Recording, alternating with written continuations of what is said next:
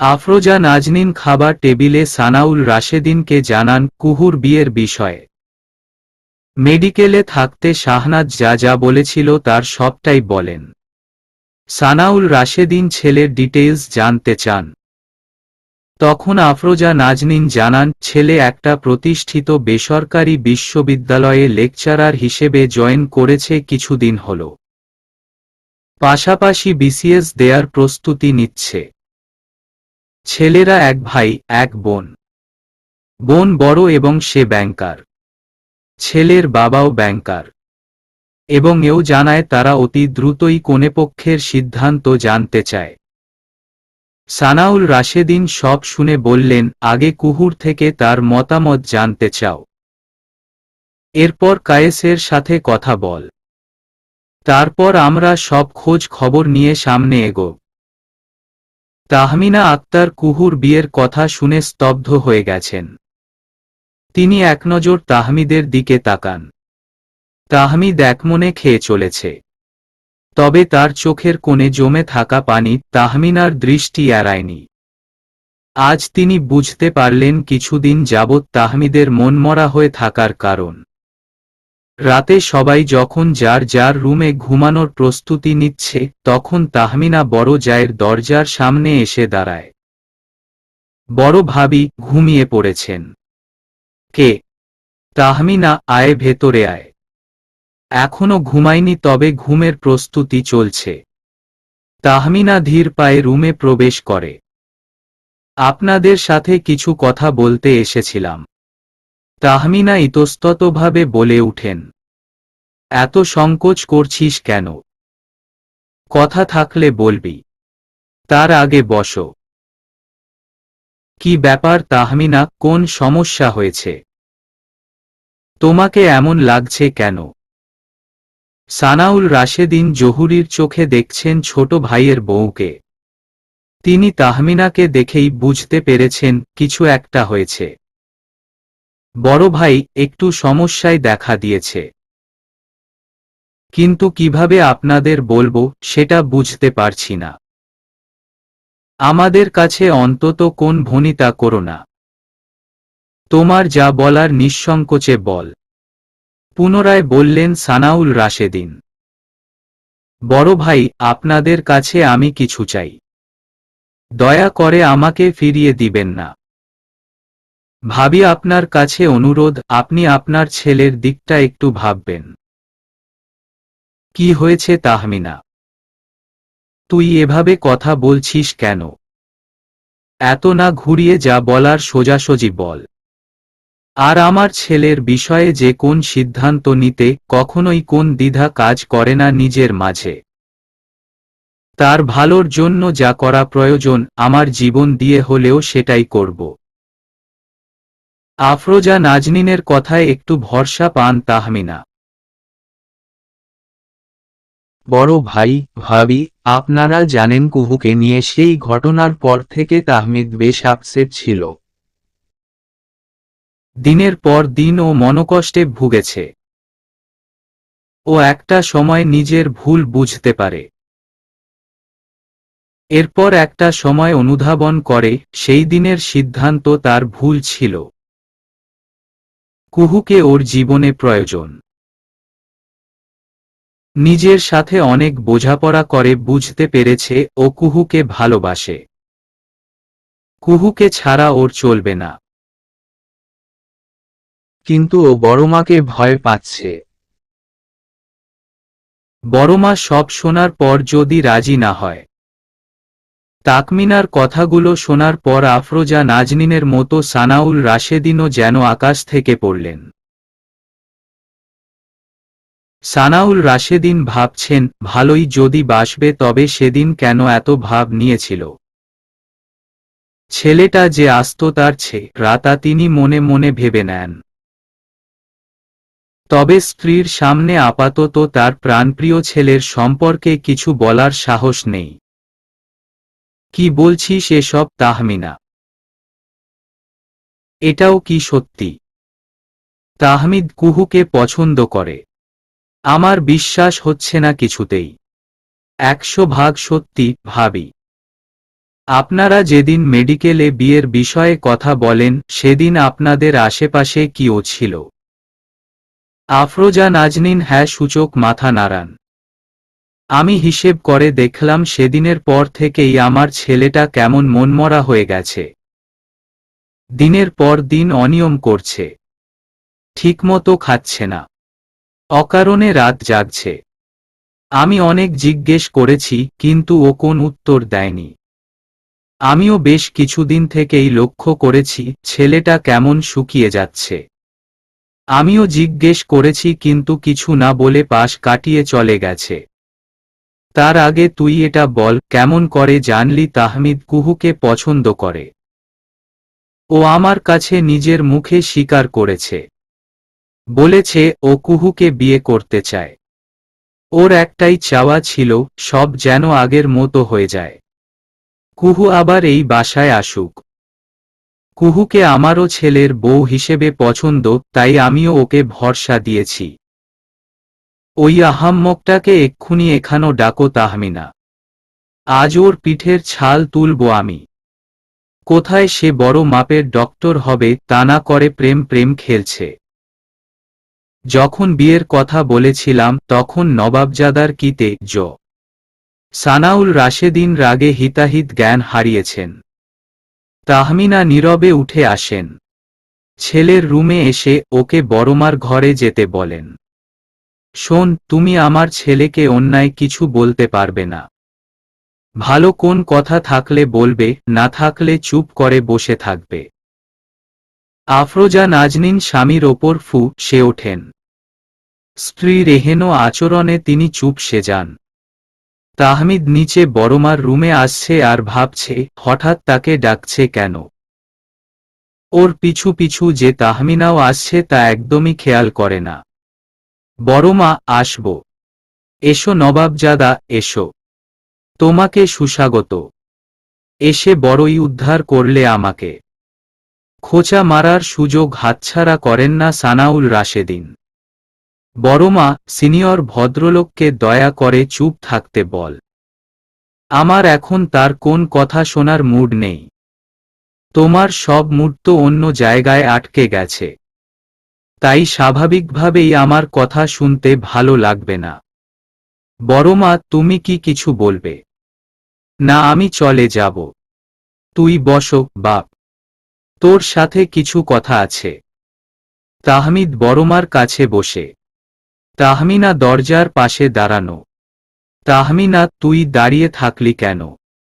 তুইও বসো। তাহমিনা আক্তার ডিভানে বসে। বাপ, তুই আমার কতখানি জুড়ে আছিস তা আমার থেকে বেশি কেউ জানে না। তোর সুখে যেমন আমি সুখী হই, তেমনি তোর দুঃখে কষ্টে আমিও কাঁদি। তুই আমার কাছে কিছু চাইবি, কিন্তু আমি তা কখনো তোকে দিব না, এটা হতেই পারে না। প্রয়োজনে আমার কলিজাকে তোকে আমি দিতে পারি। তোর কি আমার কাছে কিছু চাওয়ার আছে? থাকলে এখনই সময়, তুই নিঃসংকোচে চেয়ে নে। সেটা হোক যে কোনো কিছু। আফরোজা নাজনীন তাহমিদের মুখে শুনতে চাচ্ছেন। তিনি চাইছেন যদি তাহমিদ কুহুকে ভালোবাসে তবে সে নিজ মুখে বলুক। তাহমিদ বড়মার কথা শুনে দ্বিধাদ্বন্দ্বে পড়ে গেছে। ও কি চাইবে বড়মার কাছে? ওর চাওয়া তো একটাই, সেটা শুধুই কুহু। তাই সে সিদ্ধান্তহীনতায় ভুগছে। কি করবে এখন? আবার এটাই প্রকৃত সময় তার মনের কথা বলার। ওর আজকের সিদ্ধান্তের ওপর নির্ভর করছে কুহুকে পাওয়া না পাওয়া। বেশ কিছুক্ষণ মাথা নিচু করে অনেক কিছুই ভাবে তাহমিদ। এদিকে ছজোড়া চোখ তার দিকে তাকিয়ে আছে, এটা ভালোভাবেই অনুভব করতে পারছে। মাথা নিচু করে রেখেই কথা বলে তাহমিদ। বড়মা, সারা জীবন তুমি আমাকে যা দিয়েছ, এরপর আর কিছুই চাইবার থাকে না। কিন্তু সব সময় পরিস্থিতি আমাদের হাতে থাকে না, যার ফলে কিছু না চাওয়ার থাকলেও কোথাও না কোথাও কিছু না পাওয়া থেকেই যায়। আর আমার এই পাওয়া কিছু হলো কুহু। তোমার কাছে আমি শুধু ওকেই চাই। ওকে পেলেই আমার সকল পাওয়ার পথ পূর্ণ হবে। আফরোজা নাজনীন মৃদু হেসে বলেন। তুই ভেবেচিন্তে এসব বলছিস বাপ? পরে তো আবার আফসোস করবি না? না বড়মা, আমার আফসোস থাকবে কুহুকে না পেলে। আমার সকল স্বপ্ন চাওয়া পাওয়া শুধুই তাকে ঘিরে। তাহমিনা, তুই আজকের ঘটনার সাক্ষী থাকলি, কিন্তু এই যে সিনিয়র রাশেদিন, তুমিও সাক্ষী থেকো। এখন রুমে যা বাপ, পড়তে বসো গিয়ে। বাহ, চমৎকার! এখানে যে যার মতামত প্রদান করল, তখন আমাকে লাগল না, কিন্তু সাক্ষীর বেলায় এই রাশেদিনকেই দরকার। সব সা রথ প রে র দল সানাউল রাশেদিন কিছুক্ষণ গজগজ করে বারান্দায় চলে যান। তাহমিদ বড়মার কথামতো রুমে চলে আসে। তবে ও বড়মার কথা শুনে যা বোঝার বুঝে নেয়। তাহমিনা, আমি কালকেই কুহুর সাথে কথা বলবো। ও রাজি থাকলে আমি দেরি করব না। সব ব্যবস্থা তাড়াতাড়ি করতে বলবো তাহমিদে বাবা চাচাকে। তাহমিনাও বড় জায়ের সিদ্ধান্তে খুব খুশি হন। পরদিন সকালেই আফরোজা নাজনীন কুহুকে ফোন করেন। কোচিং শেষ করেই তিনি কুহুকে এই বাসায় আসতে বলেন। তিনি জানান তাহমিদ মেডিকেল থেকে ফেরার পথে ওকে নিয়ে আসবে। কুহু ফুপুর কথায় রাজি হয়। আফরোজা নাজনীন তাহমিদকে বলে দেন কুহুকে আনার জন্য। তাহমিদ ক্লাস শেষ করে কুহুর হোস্টেলের সামনে এসে দাঁড়ায়। আজ সে সিএনজি করে এসেছে। হোস্টেলের সামনে এসে তাহমিদ ফোন করে কুহুকে। তাহমিদের ফোন পেয়েই হোস্টেল থেকে বেরিয়ে আসে কুহু। ও বুঝতে পারে তাহমিদ বাইরে অপেক্ষা করছে, তাই ফোন রিসিভ না করেই বের হয়। এদিকে তাহমিদ পরপর দুইবার ফোন দিয়েছে, কিন্তু কুহু রিসিভ করেনি। বিরক্ত হয়ে তৃতীয়বার ফোন দিতেই কুহুকে দেখল গেট পার হতে। তাহমিদ ফোন কেটে সিএনজির খোঁজে চারপাশে তাকায়। সামনে একটা সিএনজি দেখে সেদিকে এগিয়ে যায়। কুহুও তাহমিদকে দেখতে পেয়ে সেদিকে যায়। তাহমিদ সিএনজি ভাড়া করে কুহুর দিকে তাকালে কুহু একটু জোরে হেঁটে যায়। কুহুকে পেছনে বসতে বলে নিজে সামনে বসে। তাহমিদের এহেন আচরণে কুহু অবাক হয়ে যায়। সেদিনের পর থেকে মানুষটা আর ওর সাথে কথা বলে না, সব সময় এড়িয়ে চলে। কুহু বুকের ভিতর চিনচিনে ব্যথার অস্তিত্ব টের পায়। সেও বুঝল না কুহুর কষ্ট, তবে কিসের ভালোবাসা তার। বাসার গেইটের সামনে এসে সিএনজি দাঁড়ালে তাহমিদ ভাড়া মিটিয়ে দিয়ে সোজা ভেতরে ঢুকে যায়। একটাবারও কুহুর দিকে তাকায় না। কুহু ধীরে সুস্থে ভেতরে প্রবেশ করে। ততক্ষণে তাহমিদ বাসার ভেতরে ঢুকে গেছে। কুহুও ড্রয়িং রুমে প্রবেশ করলে আশেপাশে তাহমিদের অস্তিত্ব দেখল না। কুহুকে দেখে তাহমিনা আক্তার হাসিমুখে এগিয়ে আসেন, জড়িয়ে ধরেন বুকে। কুহুও তাকে সালাম জানায়। তিনি হাসিমুখে উত্তর দেন। আফরোজা নাজনীন ভাইয়ের মেয়েকে দেখে হাত বাড়িয়ে কাছে ডাকেন। কুহু ফুপুর কাছে গিয়ে সালাম দেয়। তিনি উত্তর নেন। রাতে খাবার পর আফরোজা নাজনীন কুহুকে নিজের রুমে ডাকেন। কুহু ফুপুর রুমে এসে দেখল ফুপা অফিসের কাজ করছে, আর ফুপু তার পাশে বসে আছে। কুহু ভেতরে আসলে ওকে নিজের কাছে বসান আফরোজা নাজনীন। তোকে কয়েকটা কথা বলবো, সোনা মা। তুই নির্দ্বিধায় তোর মতামত জানাবি। আমি তোকে কোনোরকম জোর করব না। কি কথা ফুপু? আমরা চাই তুই ভালো থাক। আমাদের বয়স হয়েছে, কখন কি হয়ে যায় তা বলতে পারি না। তাই চাইছি তোর একটা স্থায়ী ঠিকানা দিতে। তাই আমরা সুস্থ থাকতে থাকেই তোর বিয়ের কথা চিন্তা করছি। বিয়ের পর তোর পড়ার সুযোগ থাকবে, নিজের পায়ে দাঁড়ানোর মতো যোগ্য হবি। সে ব্যবস্থা আমরা করব। এতে কি তোর মতো আছে? তোমরা যা বলবে তাই হবে। কুহুর বুক ফেটে যাচ্ছে।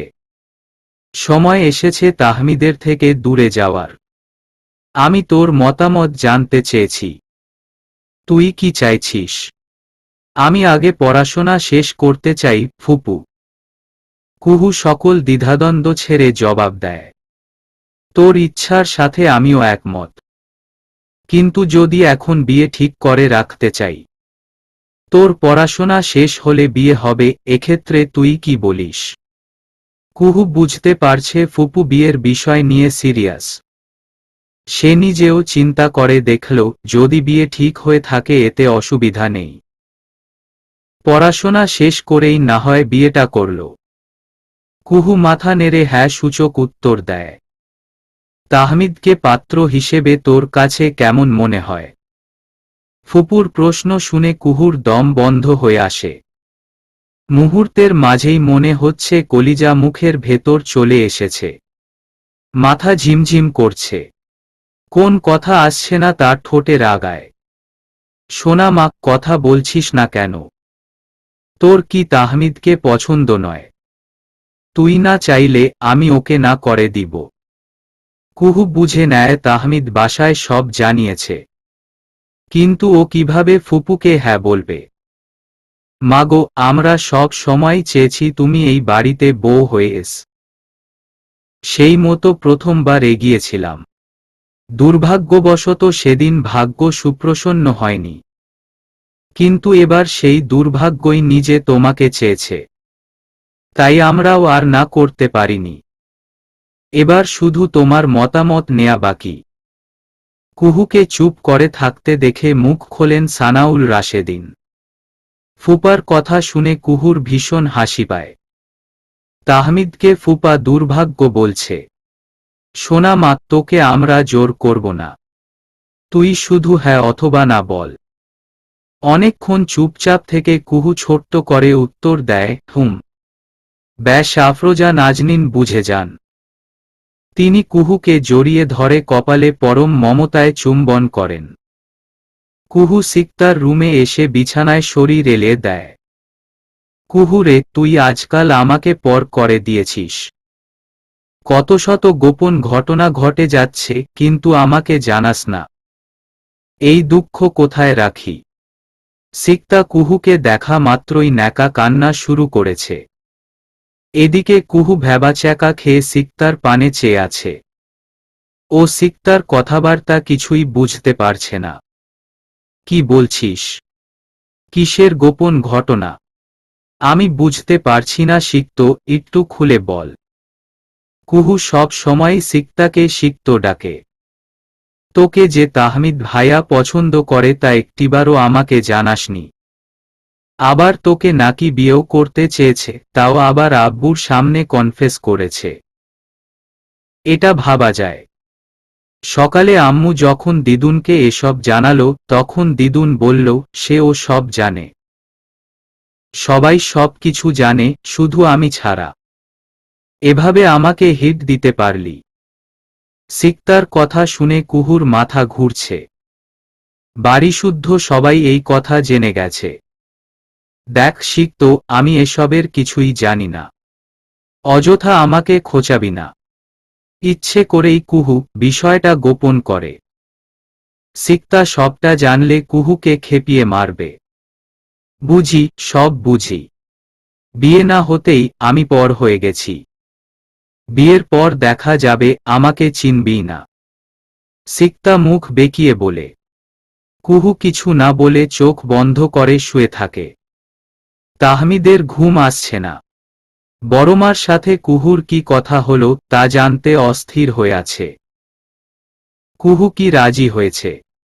যে তেরা মেয়েও, ও যে কি করবে তা বোধগম্য নয় তাহমিদের। সারারাত বিছানায় উথাল পাতাল করছে তাহমিদ। পুরো রাত নির্ঘুম কাটায়। সকালে ঘুম থেকে উঠে আফরোজা নাজনীন নামাজ আদায় করে সোজা রান্নাঘরে আসেন। একটু পর তাহমিনা আক্তারও আসেন। তাহমিনা আক্তার উসখুস করছেন। তিনি কুহুর মতামত কি তা জানার জন্য উদ্গ্রীব হয়ে আছেন। তাহমিনা, এবার আর আমাদের নতুন সম্পর্কে জোড়াতে কোন বাধা রইল না। তোর ছোট বৌমা অবশেষে পেয়ে গেলি।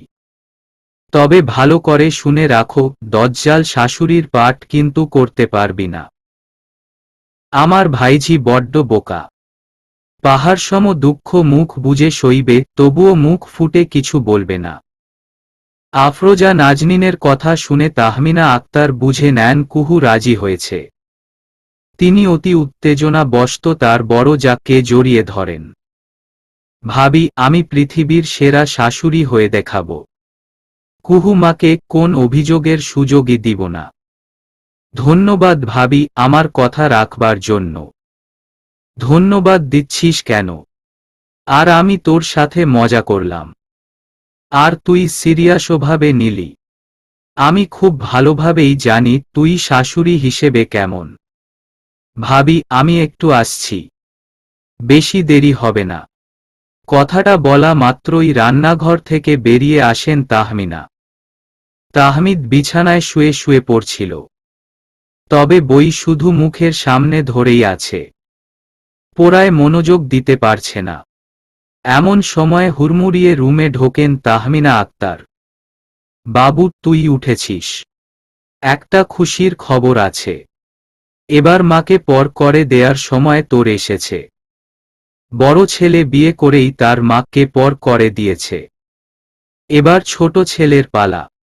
হাসিমুখে বলেন তাহমিনা।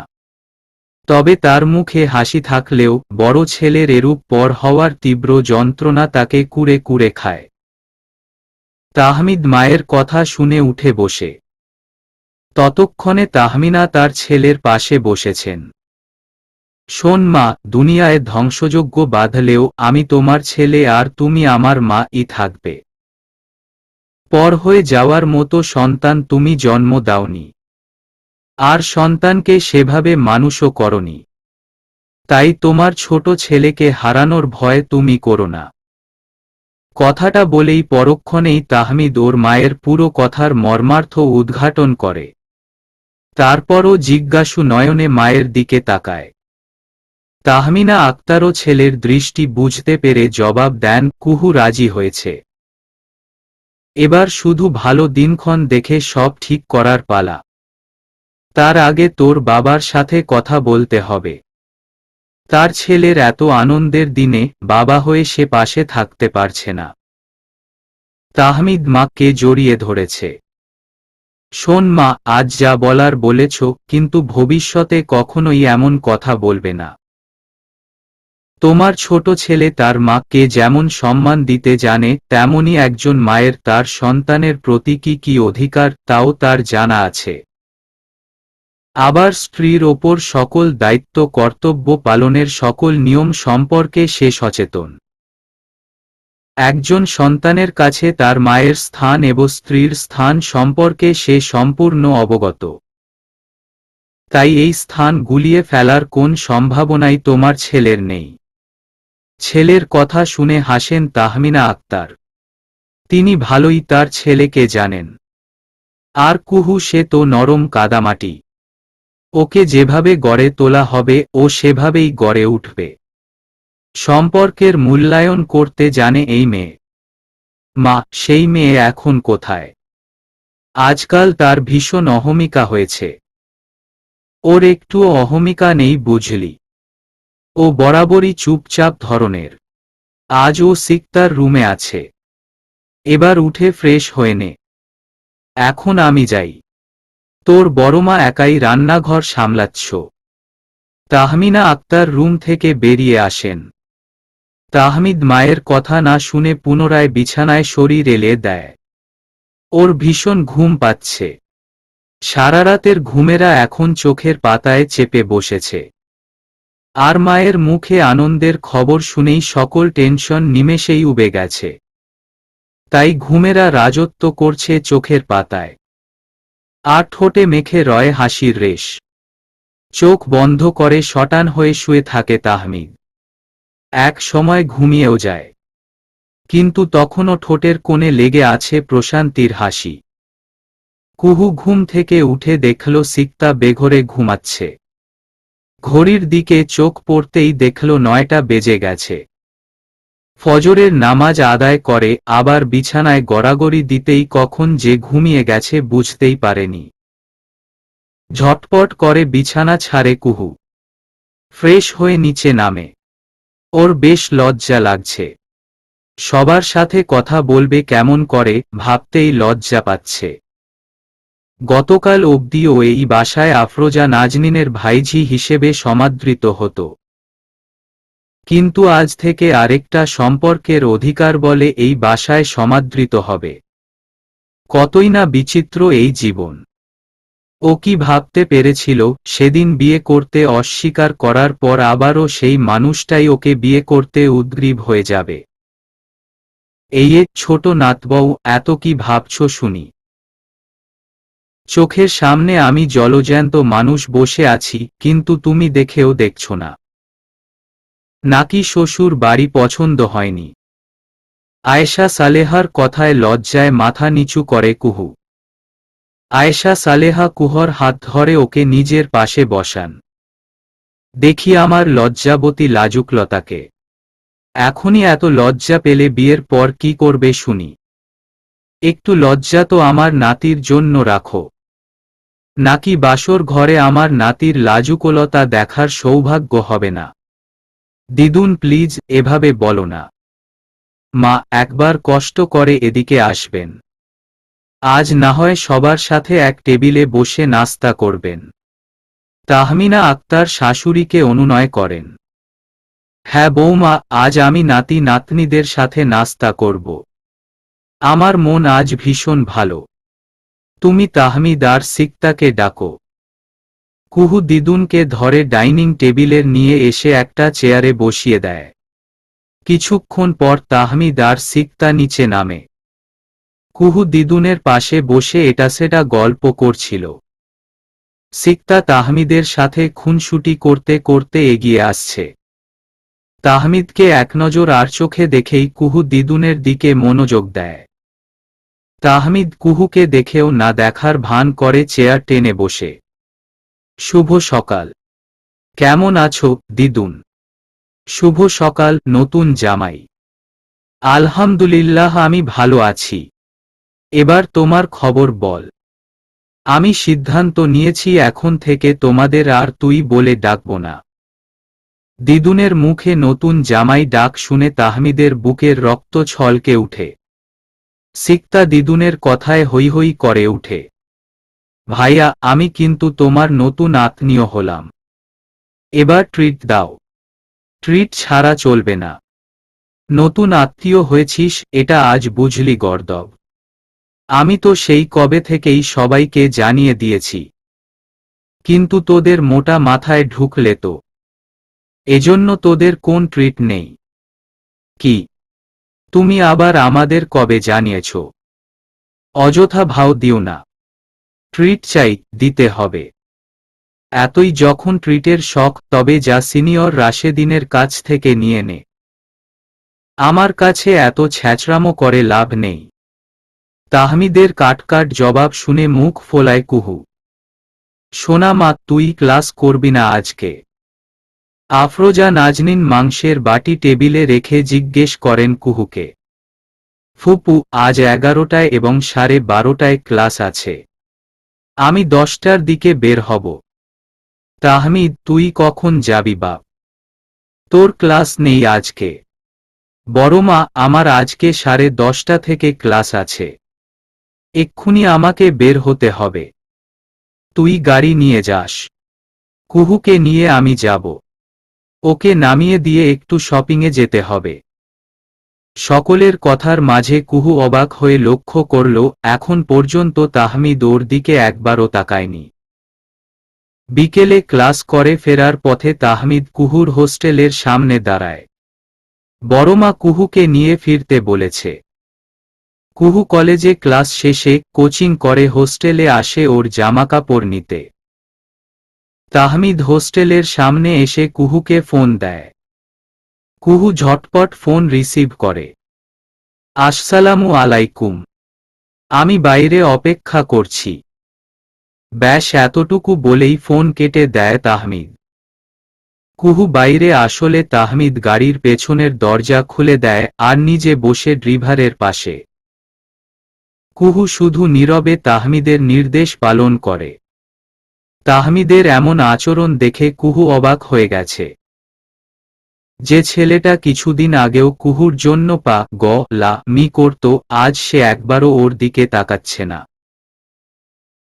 সারা রাস্তা নানান চিন্তা করতে করতে ওরা পৌঁছায় কুঞ্ছায়া অ। তাহমিদ গাড়ি থেকে নেমে দরজা খুলে দিলে কুহু বেরিয়ে আসে। ওরা ভেতরে আসলে তাহমিনা আক্তার দুজনকে ফ্রেশ হয়ে আসতে বলেন। তিনিও টেবিলে খাবার দিয়ে ওদের অপেক্ষা করতে থাকেন। দুজন ফ্রেশ হয়ে ডাইনিং রুমে আসে, যে যার মতো চেয়ারে বসে। তাহমিনা ওদের প্লেটে খাবার বেড়ে দেন। দুজনেই চুপচাপ খেতে থাকে। তাহমিনা আক্তার দুজনের নীরবতা দেখে চিন্তায় পড়ে যান। আর যাই হোক, তার ছেলে এমন চুপচাপ থাকার বান্দা নয়। তারপর ওর পছন্দের মেয়ের সাথেই বিয়েও ঠিক হয়েছে, তবুও ছেলেটা এত নীরব কেন? তাহমিদ, তোর কি হয়েছে বাবু? তুই এমন চুপচাপ আছিস কেন? শরীর খারাপ লাগছে? মায়ের কথায় মাথা তুলে তাকায় তাহমিদ। কই, আমার তো কিছু হয়নি মা। নিজেকে মানুষের কাছে সস্তা করতে চাই না আজকাল, তাই একটু বদলানোর চেষ্টায় আছি। আমি দেখেছি, ব্যক্তিত্ব না থাকলে কেউ দাম দেয় না। কে বলেছে তোর ব্যক্তিত্ব নেই? আমার ছেলে হীরার টুকরা, তাকে হেয় করার দুঃসাহস কার আছে? নিজের ছেলে বলে এমন সার্টিফিকেট দিচ্ছ মা। ছেলের শত অন্যায়ও মায়ের চোখে পড়বে না, এটাই স্বাভাবিক। কুহু, তুই বলতো মা, আমার ছেলের কি ব্যক্তিত্ব নেই? ও কি খা প ছেলে? তাহমিনা আক্তার হাল না ছেড়ে কুহুকে জিজ্ঞেস করেন। কুহু তাহমিনা আক্তারের প্রশ্ন শুনে বিষম খায়। উত্তর দেয়ার মতো কথা খুঁজে পায় না। বাদ দাও না মা, সে আর কি বলবে? মেয়েদের কাছে ছেলেরা সব সময় প। কিন্তু তুমি তো মা। মায়ের আলাদা কোন জাত হয় না, আলাদা কোন সংজ্ঞা হয় না। মায়ের রূপ মমতাময়ীতেই প্রকাশ পায়। তাই তোমার প্রশ্নের উত্তর তার কাছে নেই। কুহু কিছু বলার আগেই তাহমিদ উত্তর দেয়। কুহু বেশ বুঝতে পারছে তাহমিদ ওকে পরোক্ষভাবে কথা শোনাচ্ছে। তবে কি সেদিনের ঘটনার জন্য সে কুহুর উপর নারাজ? তবে তাহমিদ যে ওকে লেজেগোবরে খেলাবে তা বুঝতে বাকি থাকে না। কুহু সিদ্ধান্ত নেয় ঘটনা বেশি দূর এগোতে দেয়া যাবে না। তার আগেই সব ঠিক করে নিতে হবে। দূরত্ব এমন পরিমাণে বাড়তে দেয়া ঠিক নয় যে দূরত্ব সব তছনছ করে দেয়। কায়েস বারান্দায় ছেলেকে নিয়ে বসে আছে। সে বাড়িতে থেকেই ব্যবসা পরিচালনা করছে। শিহাব স্কুল থেকে ফিরে বাবার কাছে বসেছে। বাবার সাথে নানান গল্প করছে। শিউলি আক্তার রান্নাঘরে এসে স্বামী সন্তানের জন্য নাস্তা তৈরি করছে। তবে এখনো কায়েস স্ত্রীর সাথে কথা বলে না। স্ত্রীর প্রতি মন বিষিয়ে গেছে। হয়তোবা আর কখনোই সে শিউলির সাথে কথা বলবে না। সন্ধ্যার কিছুক্ষণ আগে দৃষ্টি স্বামীসহ হঠাৎই বাবার বাড়িতে আসল। দৃষ্টিকে দেখেই কায়েসের মুখের ভেতর তিতা হয়ে যায়। যে মেয়ে বাবা মার মুখে চুনকালি মাখাতে একটুও দ্বিধা করে না, আর যাই হোক সেই মেয়ের থেকে কখনোই ভালো কিছু আশা করা যায় না। কায়েস মেয়েকে দেখে নিশ্চুপ থাকে, কিন্তু সবুজ তাকে চুপচাপ থাকতে দিল না। সে বারান্দায় এসে কায়েসকে সালাম দিলে কায়েস সালামের জবাব দিয়ে নিজের ঘরে চলে আসে। শিউলি আক্তার মেয়ে জামাইকে দেখে আহ্লাদে গদগদ হয়ে যায়। হরেক রকম নাস্তা দিয়ে আপ্যায়ন করে তাদের। রাতের খাবারের জন্য 3 রকমের মাছ, দেশি মুরগির মাংস, হাঁসের মাংস, ডিম ভুনা, বেগুন ভাজা, করলা ভাজা রান্না করে। রাতের খাবার কবজি ডুবিয়ে খায় সবুজ। একটিবারও শ্বশুর অথবা শিহাবকে ডাকার প্রয়োজন বোধ করে না। কায়েস সেই বিকেলে নিজের ঘরে ঢুকেছে, এখন পর্যন্ত বের হয়নি। তার মোটেও ইচ্ছে নেই এমন বেয়াদব মেয়ের মুখ দেখার। নিজের ঘরেই রাতের খাবার সারে কায়েস। রাত 10টা। কায়েস তার ছেলেকে অঙ্ক করাচ্ছে। এমন সময় ঘরে আসে দৃষ্টি। সোজা এসে বাবার পায়ের কাছে বসে। দৃষ্টিকে দেখে চোখ মুখ কোঁচকায় কায়েস। আবু, সন্তান হাজার কোন ভুল করলেও বাবা মা মুখ ফিরিয়ে থাকতে পারে না। আমি ভুল করেছি, আমাকে ক্ষমা করা যায় না আবু। অনিচ্ছায় ভুল করলে ক্ষমা করা যায়, কিন্তু যে ইচ্ছা করে ভুল করে, অন্যায় করে, তার কোন ক্ষমা হয় না। ভুল করবার আগে আমি সেটা শুধরে দিতে চেয়েছিলাম, কিন্তু তুই সেসব মানিসনি, তাই আমার কোন ইচ্ছেই নেই তোকে মেনে নেয়ার। আমি ভুলে গেছি দৃষ্টি নামে আমার কোন মেয়ে আছে। কায়েসের সোজাসাপটা উত্তর শুনে দৃষ্টি ফুপিয়ে কেঁদে উঠে। বাবা, তুমি এভাবে আমাকে অস্বীকার করো না। তোমরা ছাড়া আমার কেউই নেই। কেন? যার জন্য আমার সম্মান মাটিতে মেশাতো তোর একটুও বুক কাঁপেনি, এখন তো সেই তোর আপনজন, সবকিছু। আমার সময় নষ্ট করিস না। তোকে মানুষ করতে পারিনি বলে এখন আর আফসোস হয় না। এখন আমার ছেলের দিকে নজর দেওয়ার সময় এসেছে। আমার বিশ্বাস এই ছেলে সমাজের সামনে কখনো আমার নাক কাটবে না। কায়েস ঘৃণাভরে দৃষ্টির থেকে মুখ ফিরিয়ে নেয়, কিন্তু দৃষ্টি এক চুলও নড়ে না। ও কায়েসের পা চেপে ধরে, বারবার অনুরোধ করে ক্ষমা করে দিতে। সন্তান পৃথিবীর নিকৃষ্টতর ব্যক্তি হলেও বাবা মা কখনোই তাদের দূরে ঠেলে দিতে পারে না। হয়তো তাদের জন্য মনে সাময়িক রাগ, ঘৃণা কিংবা অভিমানের সৃষ্টি হয়, কিন্তু এগুলো কখনোই চিরস্থায়ী হয় না। তাই মেয়ের এমন আকুতি কায়েসের মনও গলিয়ে দেয়। কায়েস সকল অভিমান ভুলে মেয়েকে বুকে টেনে নেয়। সকাল থেকেই শিউলি আক্তার ব্যস্ত সময় পার করছে। তার একমাত্র মেয়ের জামাই এসেছে। সে সকাল 7টা বাজতে বাজতেই 4 ধরনের পিঠা বানিয়েছে। এছাড়াও পরোটা, সেমাই, পায়েস তৈরি করেছে। সবুজ ঘুম থেকে উঠে বেলা 10টায়। এরপর সে নবাবী চালে বাইরে এসে বাড়ির চতুষ্কোণ পর্যবেক্ষণ করছে। দৃষ্টি কোথাও থেকে ছুটে এনে ব্রাশে টুথপেস্ট লাগিয়ে সবুজের হাতে দেয়। সবুজ ব্রাশ নিয়ে কলপারে যায়, যা ঘরের জানালা দিয়ে দৃষ্টিগোচর হয় কায়েসের। শ্বশুর বাড়ির ভুঁড়ি ভোজ মন্দ লাগছে না সবুজের। এভাবে দিনাতিপাত করলে খুব একটা খারাপ লাগবে না। সবুজ মনে মনে আর্টে এই বাড়িতে খুঁটি গাড়ার। সকালে খাবার পর সবুজ কোথাও বেরিয়ে যায়। যাওয়ার আগে দৃষ্টিকে ইশারায় কিছু বলে যায়। কায়েস ধীরে ধীরে বাগানের ভেতর হাঁটছে। এমন সময় দৃষ্টি তার পাশে এসে দাঁড়ায়। আবু, তোমার সাথে কিছু কথা ছিল। বল, কি বলবি? আবু, আমি এই 3 মাসেই বুঝতে পেরেছি তুমি সবসময়ই সঠিক ছিলে। সেদিন তোমার কথা না শুনে অনেক বড় ভুল করেছি। আজ তার খেসারত দিচ্ছি। দৃষ্টি, তোর কি হয়েছে? আমার কাছে কিছু লুকাস না মা। তুই কি ভালো আছিস? আবু, আমার শ্বশুর শাশুড়ি উঠতে বসতে আমাকে খোঁটা দেয়। তাদের ছেলে বেকার। আমার দায়ভারও তাদেরই বহন করতে হচ্ছে। তার উপর বাবার বাড়ি থেকে কোন টাকা পয়সা নিয়ে যায়নি। এসব নিয়ে আমাকে দিনরাত কথা শোনায়। বাড়ির সব কাজ আমাকেই করতে হয়।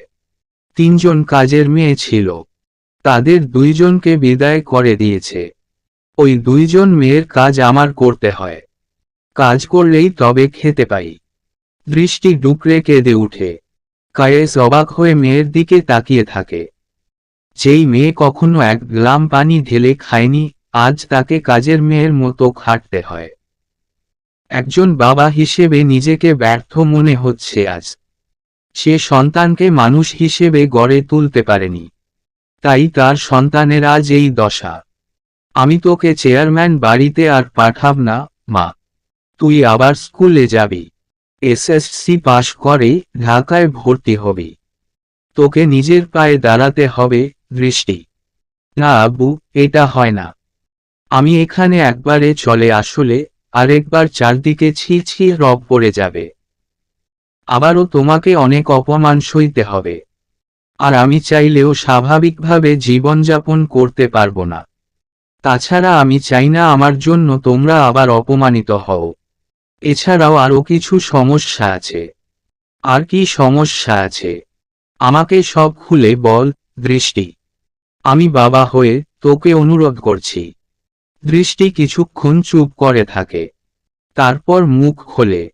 আব্বু, আমি চলে আসলে ওরা খুব রেগে যাবে। তুমি ওদেরকে জানো না। আমার শ্বশুর নিজের সম্মান বাঁচাতে যতদূর প্রয়োজন যেতে পারে। মানছি তোর শ্বশুরের লাঠির জোর আছে, তবে তোর বাবারও জোর কিছু কম নেই। তুই চাইলে আমি ওদের ব্যবস্থা নিতে পারি। আমি চাই না আমার মেয়ে চেয়ারম্যান বাড়িতে পচে মরুক। কায়েস রেগে গেছে। আব্বু, তুমি একটু বোঝার চেষ্টা কর। আমি আম্মুর সাথে এসব আলোচনা করিনি, কারণ আমি ভালো করেই জানি আম্মু সব শুনলে তুলকালাম কাণ্ড বাঁধাবে। তুমি একমাত্র আমাকে বাঁচাতে পার। দৃষ্টি অনুনয় করছে কায়েসকে। তুই যখন আমার কথা শুনবিই না, তখন আর কি করার? আমাকে কি করতে হবে বল।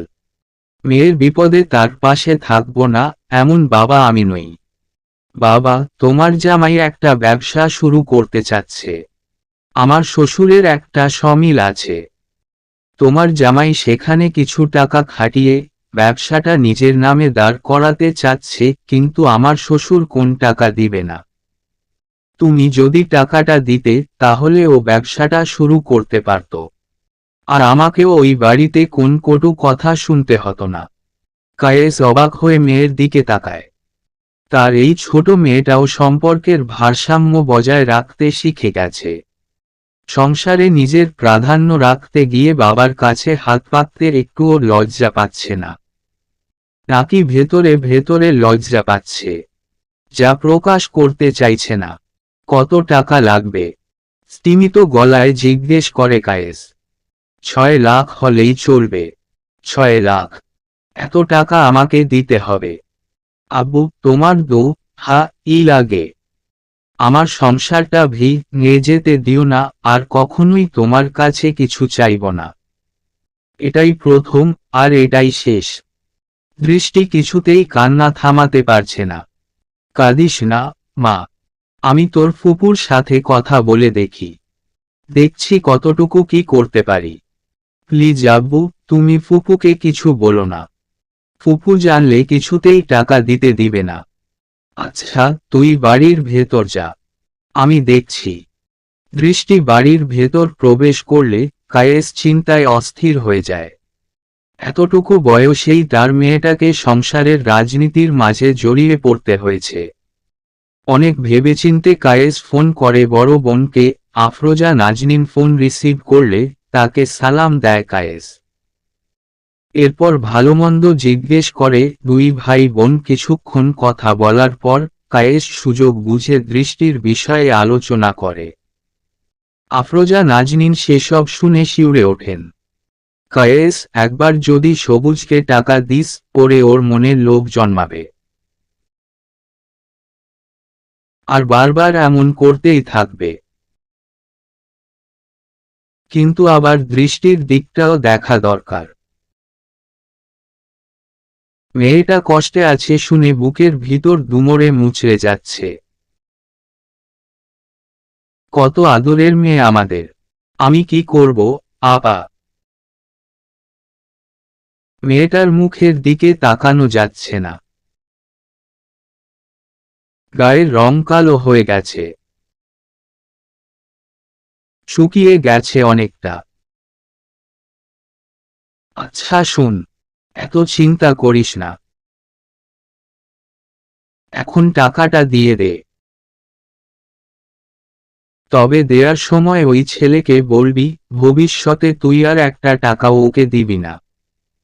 আর দৃষ্টিকে বলবি, এরপর ওরা দৃষ্টির সাথে কোন অন্যায় করলে তুই ব্যবস্থা নিবি।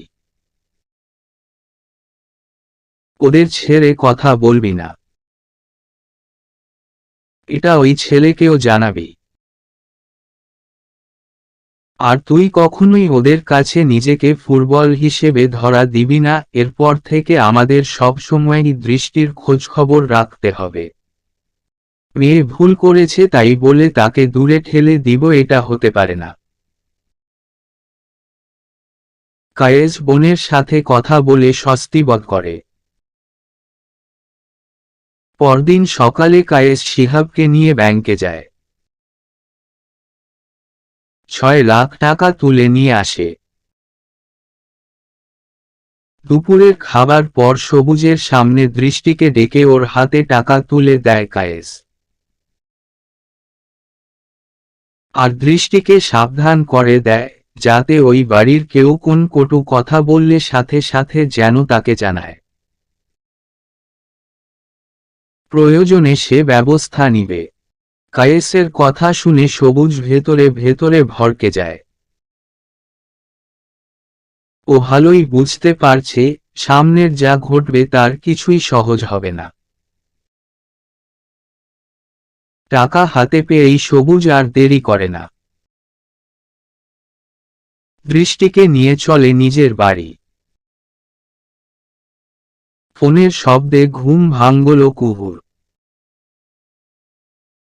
ঘুম চোখে রিসিভ করে ফোন। অপর প্রান্তে কে রয়েছে তা দেখল না। আসসালামু আলাইকুম। ওয়ালাইকুমুসসালাম। এখনো ঘুমিয়ে আছিস, মা? বাবার আওয়াজ পেয়ে সজাগ হয়ে গেছে কুহু। বাবা, তুমি কেমন আছো, বাবা? তোমার শরীর ঠিক আছে? একসাথে প্রশ্নগুলো করে কুহু। আমি ঠিক আছি, মা। তোকে কতদিন দেখি না। সেই আমাকে রেখে গেলি, আর আসলি না। তোকে দেখবার জন্য মনটা ছ-প-ফ-ট করছে। আমি বাড়িতে কয়েকদিনের মধ্যেই যেতে চাচ্ছিলাম।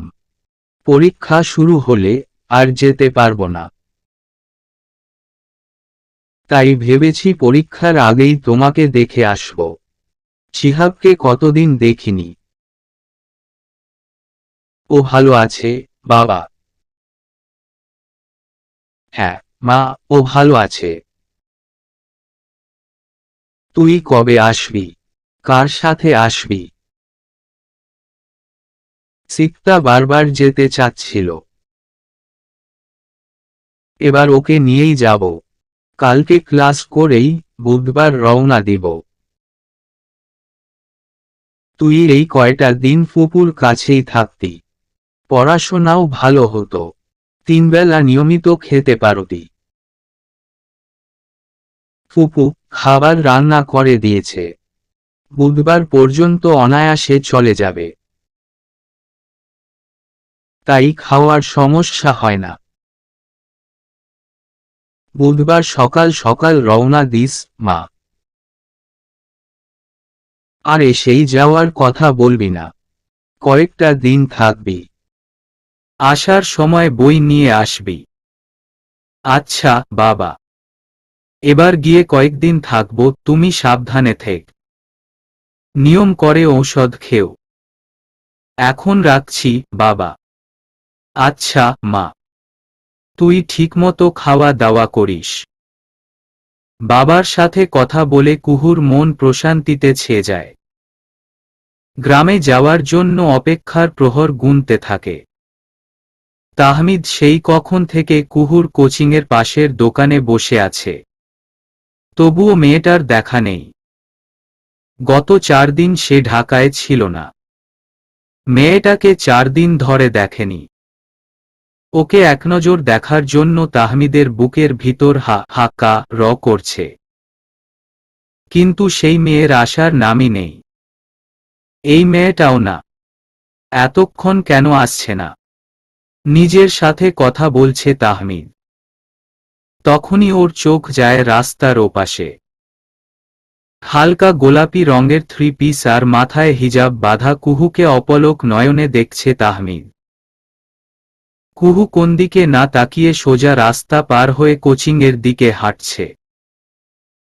তাহমিদ কুহুকে দেখেই উঠে এক দৌড়ে এসে দাঁড়ায় কুহুর সামনে। এভাবে হঠাৎ নিজের সামনে কাউকে দেখে ঘাবড়ে যায় কুহু। সামনের আগন্তুকের দিকে তাকাতেই তাহমিদকে দেখল। কিন্তু কুহুর দাঁড়াবার উপায় নেই। অলরেডি 10 মিনিট লেট হয়েছে। তাই কুহু কিছু না বলে কোচিংয়ের গেইটের দিকে পা বাড়ায়। কিন্তু তখনই ওর হাত ধরে ফেলে তাহমিদ। একটু দাঁড়ালে কি হয়? কিছুক্ষণ পর যাও, আগে ভালো করে দেখে নেই। 4 দিন ধরে এই মুখটা দেখিনি। আমার বুকের বা পাশেই 4 দিন থেকে থমকে আছে। আগে তাকে স্বাভাবিক হতে দাও। একদিন দেরি হলে ক্ষতি কি? যে দেরিতে একজন প্রেমিকের ব্যাকুল হৃদয়ে জুড়ায় তাকে দেরি বলে না, তাকে বলে প্রেম প্রস্ফুটিত ক্ষণ। যে ক্ষণে শুধু ঝাঁক বেঁধে প্রেমেরা প্রস্ফুটিত হয়, যে প্রেমের কোন তল নেই। এই অতল প্রেমের প্রস্ফুটনে আমি গর্বিত হতে চাই। তাহমিদের কথা শুনে কুহুর শরীর জুড়ে উতলা হাওয়া দোল দেয়, যে হাওয়ার প্রতিটি কণায় শুধু তাহমিদের নাম। সেই নাম যেন ছুঁয়ে দেয় কুহুর শ্যামলা শরীরের আনাচ কানাচে। সেই সাথে হাওয়া যেন জানান দিচ্ছে, সামনে দাঁড়ানো এই পুরুষ একান্তই তোর। তোর মনের এমনি শরীরের অধিপতিও একমাত্র সেই। সময় যেন থমকে গেছে আজকের এই ক্ষণে। কুহুর বুক শুকিয়ে চৌচির। আজব তো, একটু আগেই মেয়েটা প্রাণ ভরে পানি পান করেই এসেছে। তবুও এখন কেন এত পিপাসা পেয়েছে? কেন যেন মনে হচ্ছে দুনিয়ার সমস্ত সরোবরের পানিতেও এই পিপাসা মিটবে না। ফুলতলার পদ্ম বিলের পানিও এই পিপাসার কাছে নস্যি। পানি খাবো, ফ্যাসফ্যাসে গলায় বলে কুহু। ও হাঁপাচ্ছে। বড্ড ক্লান্ত লাগছে শরীর। দাঁড়িয়ে থাকা দায় হয়ে গেছে। তাহমিদ কুহুর কথা শুনেই দৌড়ে দোকান থেকে মিনারেল ওয়াটারের বোতল নিয়ে আসে। ছিপি খুলে এগিয়ে দেয় কুহুর দিকে। কুহু তাহমিদের হাত থেকে বোতল নিয়ে এক চুমুকেই অর্ধেক পানি শেষ করে। তাহমিদ ঠোঁট কামড়ে চিন্তা করছে, এই মেয়ের হলোটা কি? এমন অস্থির লাগছে কেন? কুহু বোতল এগিয়ে দিলে তাহমিদ সেটা নিয়ে ছিপি লাগিয়ে পুনরায় কুহুকে দেয়। এখন ক্লাসে যাও। আজকের মতো আপাতত এতটুকু দেখাতেই সন্তুষ্ট থাকি। পরে মন ভরে দেখব। কথা বলতে বলতে কুহুর হাতে একটা প্যাকেট ধরিয়ে দেয় তাহমিদ। কুহু মুখ ফুলিয়ে নিঃশ্বাস নেয়। হনহন করে ঢুকে যায় কোচিংয়ে। মনে মনে 1000টা গালি দিচ্ছে তাহমিদকে। দ লোক। তার দেখা শেষ, এবার কুহু তোর প্রয়োজনও শেষ। সে সবসময়ই বলবে, কিন্তু আমার থেকে কিছু শোনার প্রয়োজন তার নেই। গোপন গালির মাঝেই কুহুর চোখ যায় প্যাকেটের দিকে। কি আছে এতে? তাহমিদ বাসায় আসলে তাহমিনা আক্তার ওকে জানান কুহু আর সিকতা ফুলতলা যাবে বুধবার। তাহমিদ ভালোমন্দ কিছুই বলে না। রাতে তাহমিদ আনানের কাছে ফোন দেয়।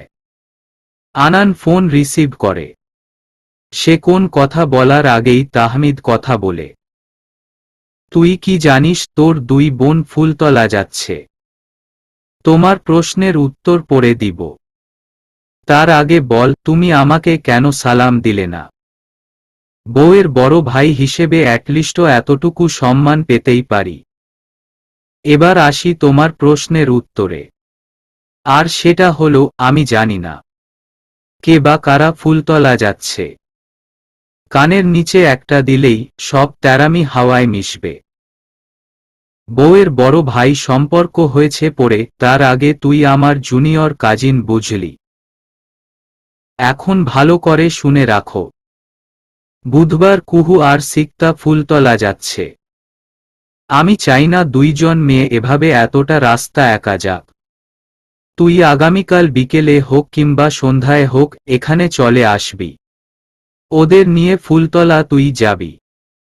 আর হ্যাঁ, কিছুতেই বড়দের বলবি না যে আমি তোকে যেতে বলেছি। তুই বলবি অনেক দিন যাসনি তাই যাচ্ছিস। তার আগে তোর বোনকে ফোন দিয়ে কথা বল। বাহ বাহ, কি সুন্দর সলিউশন দিলে। একবারও জানতে চাইলে না আমি যেতে চাই কি না?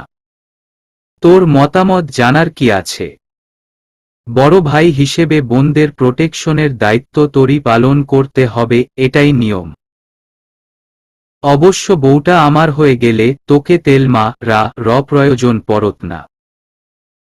আচ্ছা, আমি কাল সন্ধ্যায় আসব।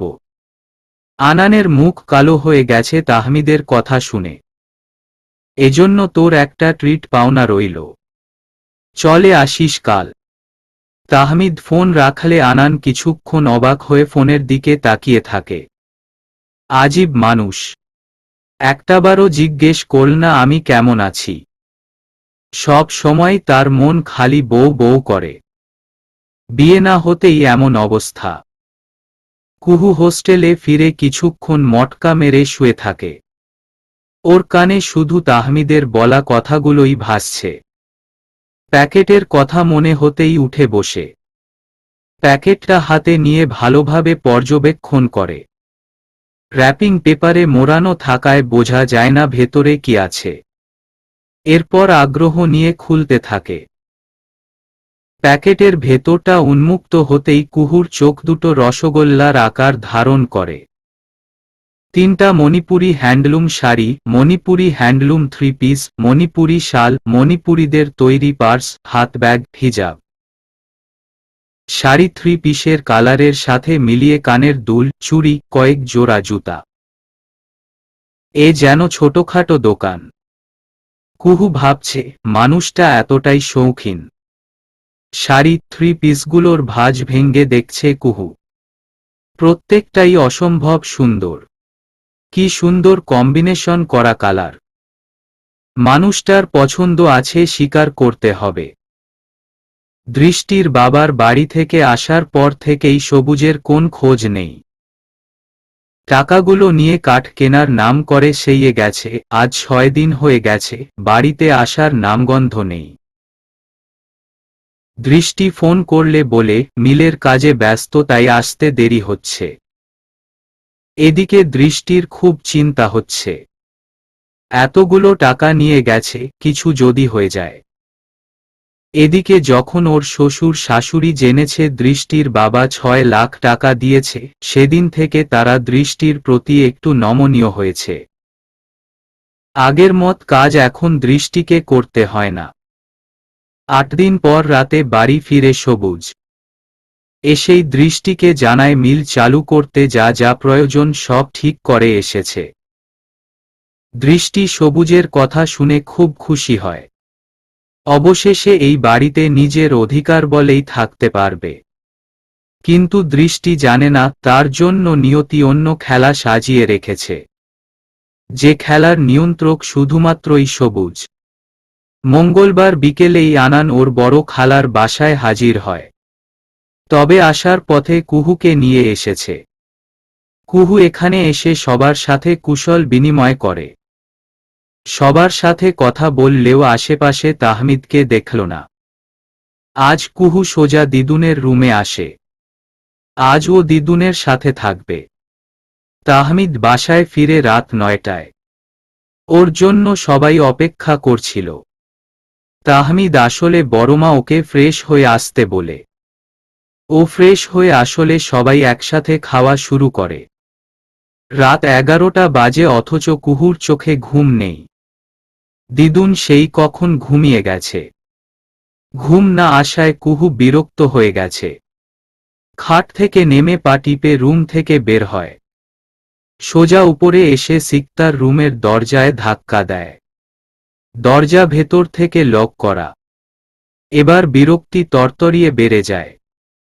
তারপর হঠাৎই মনে ইচ্ছে জাগে ছাদে যেয়ে রাতের প্রকৃতি উপভোগ করতে। যেই চিন্তা সেই কাজ। কুহু এক দৌড়ে ছাদে আসে। একই, ছাদের দরজা খোলা কেন? কুহু দরজার সামনে এসে ছাদে উকি দেয়। কিন্তু পুরো ছাদ ফাঁকা। ও ভাবল হয়তো মনের ভুলে রোজি দরজা লাগায়নি। ছাদে পা রাখতেই হাসনাহেনার তীব্র সুবাস নাকে এসে রি লাগে। আজ চাঁদ যেন ঝিমিয়ে গেছে। আলোর পসরা সাজিয়ে ধরণীকে করেনি গর্বিনী। কুহু অন্ধকারে ধীর পায়ে হাসনাহেনা গাছের নিকট আসতেই কোন কিছুর সাথে বেঁধে ধপাস করে পড়ে যায়। আউচ, এভাবে হাঁটছো কেন? তুমি কি চোখে দেখো না? নাকি আমাকে মানুষ মনে হয় না? সোজা এসে কলিজার উপর ঝাঁপ দিয়েছ। দিলে তো কলিজার হালুয়া বানিয়ে। তোমাকেই এই কলিজার হালুয়া নিয়ে বাকি জীবন কাটাতে হবে। তখন কিন্তু আমাকে দিতে পারবে না। এবার উঠো, নাকি আমাকে দম বন্ধ করে রে দিতে চাও? অন্ধকারে কথা বলে উঠে তাহমিদ। সেই সাথে চেপে রেখেছে কুহুর কোমর।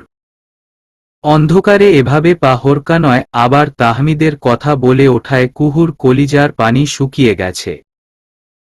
এত্রাতে আপনি ছাদে? একই প্রশ্ন তো আমারও। ঘুম আসছিল না, তাই এসেছিলাম। আর আমি ঘুমাতে এসেছি। তাহমিদের কথা শুনে ঝটকা লাগে কুহুর। কেউ ঘুমাতেও ছাদে আসে? লোকটা কি দিন দিন ল হয়ে যাচ্ছে? এভাবে নড়াচড়া করো না। একটু শান্ত হয়ে থাকো কিছুক্ষণ। তাহমিদের কথায় কুহুর হুঁশ আসে। এতক্ষণ যাবত ও তাহমিদের বুকের উপর পড়ে আছে। ছাড়ুন, আমি উঠব। আরেকটু পর। প্লিজ ছাড়ুন। কুহুর কণ্ঠে অনুনয় ঝরছে। আমি কি সত্যিই তোমাকে ধরে রেখেছি? নাকি আমার সংস্পর্শে আরেকটু থাকতেই এত বাহানা করছ? কুহু লক্ষ্য করল তাহমিদের বাঁধন থেকেও সম্পূর্ণ মুক্ত। কিন্তু এতক্ষণ তো ধরেই ছিল। আবার এখনই ছেড়ে দিয়ে কত ভাব নিচ্ছে। কুহু তড়িঘড়ি করে উঠে দাঁড়ায়। তাহমিদও উঠে বসে। একটু পর ছাদ কৃত্রিম আলোয় আলোকিত হয়। তাহমিদ উঠে গিয়ে বাতি জ্বালিয়েছে। কুহু রেলিং ধরে দাঁড়িয়ে আছে। ঝিরিঝিরি বাতাসে ওর মেঘবরণ কেশরাশি উড়ছে। তাহমিদের নিকট এই মুহূর্তে কুহুকে অন্ধকার ফুঁড়ে বের হওয়া অতিমানবী মনে হচ্ছে। পেলব শরীরে টানটান হয়ে দাঁড়িয়ে আছে কুহু। দাঁড়ানোর মাঝে কোনো জোরতা নেই। আজকাল মেয়েটার মাঝে বেশ দৃঢ়তা দেখা যায়। আগের সেই কুহুর সাথে এখনকার কুহুর বেশ তফাত। তাহমিদ সেই কখন থেকে কুহুর পাশে দাঁড়িয়ে আছে, তবুও এতে কুহুর কোন হেলদোল নেই। মেঘবরণ কন্যা, এবার অন্তত একটু সদয় হও। তোমার মুখের একটু কথা শোনার আশায় আমি চাতকের ন্যায় চেয়ে থাকি, তবু একটুও দয়া তোমার হয় না। অপেক্ষার লে আর কত পোড়াবে? এ অনলের তীব্রতা যদি জানতে, তবে সেই কবেই আমার বুকে রে পড়তে। তাহমিদের কথা শুনে কুহু মিটিমিটি হাসছে। এই মানুষটার কি সব সময়ই প্রেম পায়? যখনই দেখ তখনই শুধু কথার আবেগে নিজেও ভাসবে। আবার কুহুকে ভাসাবে। বলুন, কি শুনতে চান? এখন আর কিছু শুনতে চাই না, অন্য কিছু চাই। তাহমিদের সোজাসাপটা জবাব। কুহু ভুরু কুঁচকে তাকায় তাহমিদের দিকে। কুহুর এমন এক্সপ্রেশন দেখে তাহমিদ হেসে উঠে। তাহমিদের প্রাণখোলা হাসিতে মুখরিত হয় রাতের ধরনী। কুহু মুগ্ধ নয়নে তাহমিদের হাসি দেখছে। আগে কখনোই এই মানুষটার এমন প্রাণখোলা হাসি দেখার সৌভাগ্য হয়নি। কারো হাসি কি এতটা মধুর হতে পারে? আচ্ছা বাদ দাও, আমার আপাতত কিছুই চাই না। এবার বল, ফুলতলা থেকে কবে ফিরবে? 3 দিনের আগে ফিরছি না। সাথে বই নিয়ে যেও। পরীক্ষার আর দেরি নেই। সারাদিন টই টই করে ঘুরে রাতে পড়তে বসবে। আর হ্যাঁ, ওই সৎমা নামক সি কাককে অযথা ভয় পাওয়ার কোন দরকার নেই। তুমি এখন ওই বাড়ির 2 দিনের অতিথি। আর কখনোই সেখানে তোমাকে 3 দিনের বেশি থাকা হবে না। আর বিয়ের পর তোমার সেখানে যাওয়া বন্ধ। প্রয়োজনে প্রতি মাসে আমার শালাবাবু আর শ্বশুরকে এখানে নিয়ে আসব। তখন তাদের দুচোখ ভরে দেখে নিবে। কি বলছেন এসব? ফুলতলা আমার মা, দাদু দাদি আছে। তাদের কাছে না গেলে আমার ভীষণ কষ্ট হবে। কথা শেষ করে কুহু তাহমিদের দিকে তাকালে দেখতে পায় তাহমিদ বাম ব্রু উঁচিয়ে কুহুর দিকে তাকিয়ে আছে। তাহমিদের এমন চাহনিতে কুহু ভরকে যায়। শোন, আমি যা বলার বলে দিয়েছি। তবে বছরে একদিন আমি তোমাকে ফুলতলা নিয়ে যাব। আমরা ভোরে রওনা দিব, তুমি সেখানে কিছুটা সময় কাটাবে, আর সেই দিনই আমরা ফিরে আসব। ওই সৎমার কাছে তোমাকে রাখবার কোন ইচ্ছে আমার নেই। ওহ, খুব ছোট্ট করে উত্তর দেয় কুহু। একটু অপেক্ষা কর, আমি আসছি। কুহুকে দাঁড়াতে বলে তাহমিদ ছাদ থেকে বেরিয়ে যায়। কিছুক্ষণ পর ওয়ালেট হাতে নিয়ে ফিরে আসে। এই টাকাগুলো রাখো, প্রয়োজনে খরচ কর। ওয়ালেট থেকে টাকা বের করে কুহুর দিকে বাড়িয়ে দেয় তাহমিদ। আমার কোনো টাকা লাগবে না, আপনি রেখে দিন। তাছাড়া আমার কাছে টাকা আছে। আর আপনি টাকা দিচ্ছেন কেন? এত বেশি কথা বলো কেন? তোমার সকল দায়িত্ব এখন থেকে আমার, তাই টাকা আমি দিতেই পারি। আর টাকা তোমার লাগবে কিনা তা কালকেই বুঝতে পারবে। বাবা মা কাছ থেকে টাকা নিয়ে দায়িত্ব পালন করতে আসছে। এই মেয়ে, এগুলো আমার রোজগারের টাকা। তুমি কি করে ভাবলে বাবা মা কাছ থেকে টাকা নিয়ে আমি তোমাকে দিচ্ছি? সব সময় 2 লাইন বেশি না বুঝলেই নয়। আপনি টাকা রোজগার করলেন কিভাবে? কখনো তো কোন কাজ করতে দেখলাম না। তাহমিদকে পাত্তা না দিয়ে কুহু বলল, এই মেয়ে কি বলে? গত 1.5 বছর ধরে আমি 2টা টিউশনি করিয়ে প্রতি মাসে 6,000 টাকা রোজগার করি।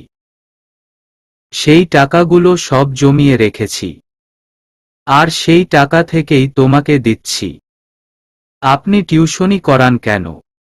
আপনার কোন কিছুর অভাব আছে নাকি? আমি তোমার জন্য টিউশনি করাই। যেদিন থেকে বুঝতে পেরেছি তোমাকে ভালোবাসি তার মাসখানেক পর থেকে টিউশনি করাচ্ছি। আমি জানতাম একদিন না একদিন তোমাকেই বিয়ে করব, তাই নিজে কিছু রোজগারের চেষ্টা করছি। তাহমিদের কথা শুনে কুহুর বুকের পাঁজরে উথাল পাথাল ঢেউ আছড়ে পড়ে। এই মানুষটা আগে থেকেই এত কিছু ভেবে রেখেছে। কুহু আর দ্বিরুক্তি না করে হাত বাড়িয়ে টাকাগুলো নেয়। পাশে দাঁড়ানো মানুষটাকে টাকা না নিয়ে কষ্ট দিতে মোটেও ইচ্ছে করছে না। 3 দিনের জন্য 6,000 টাকার দরকার নেই, 1,000 টাকা হলেই চলবে। 1,000 টাকা নিজের কাছে রেখে বাকি 5,000 টাকা তাহমিদের কাছে ফেরত দেয়।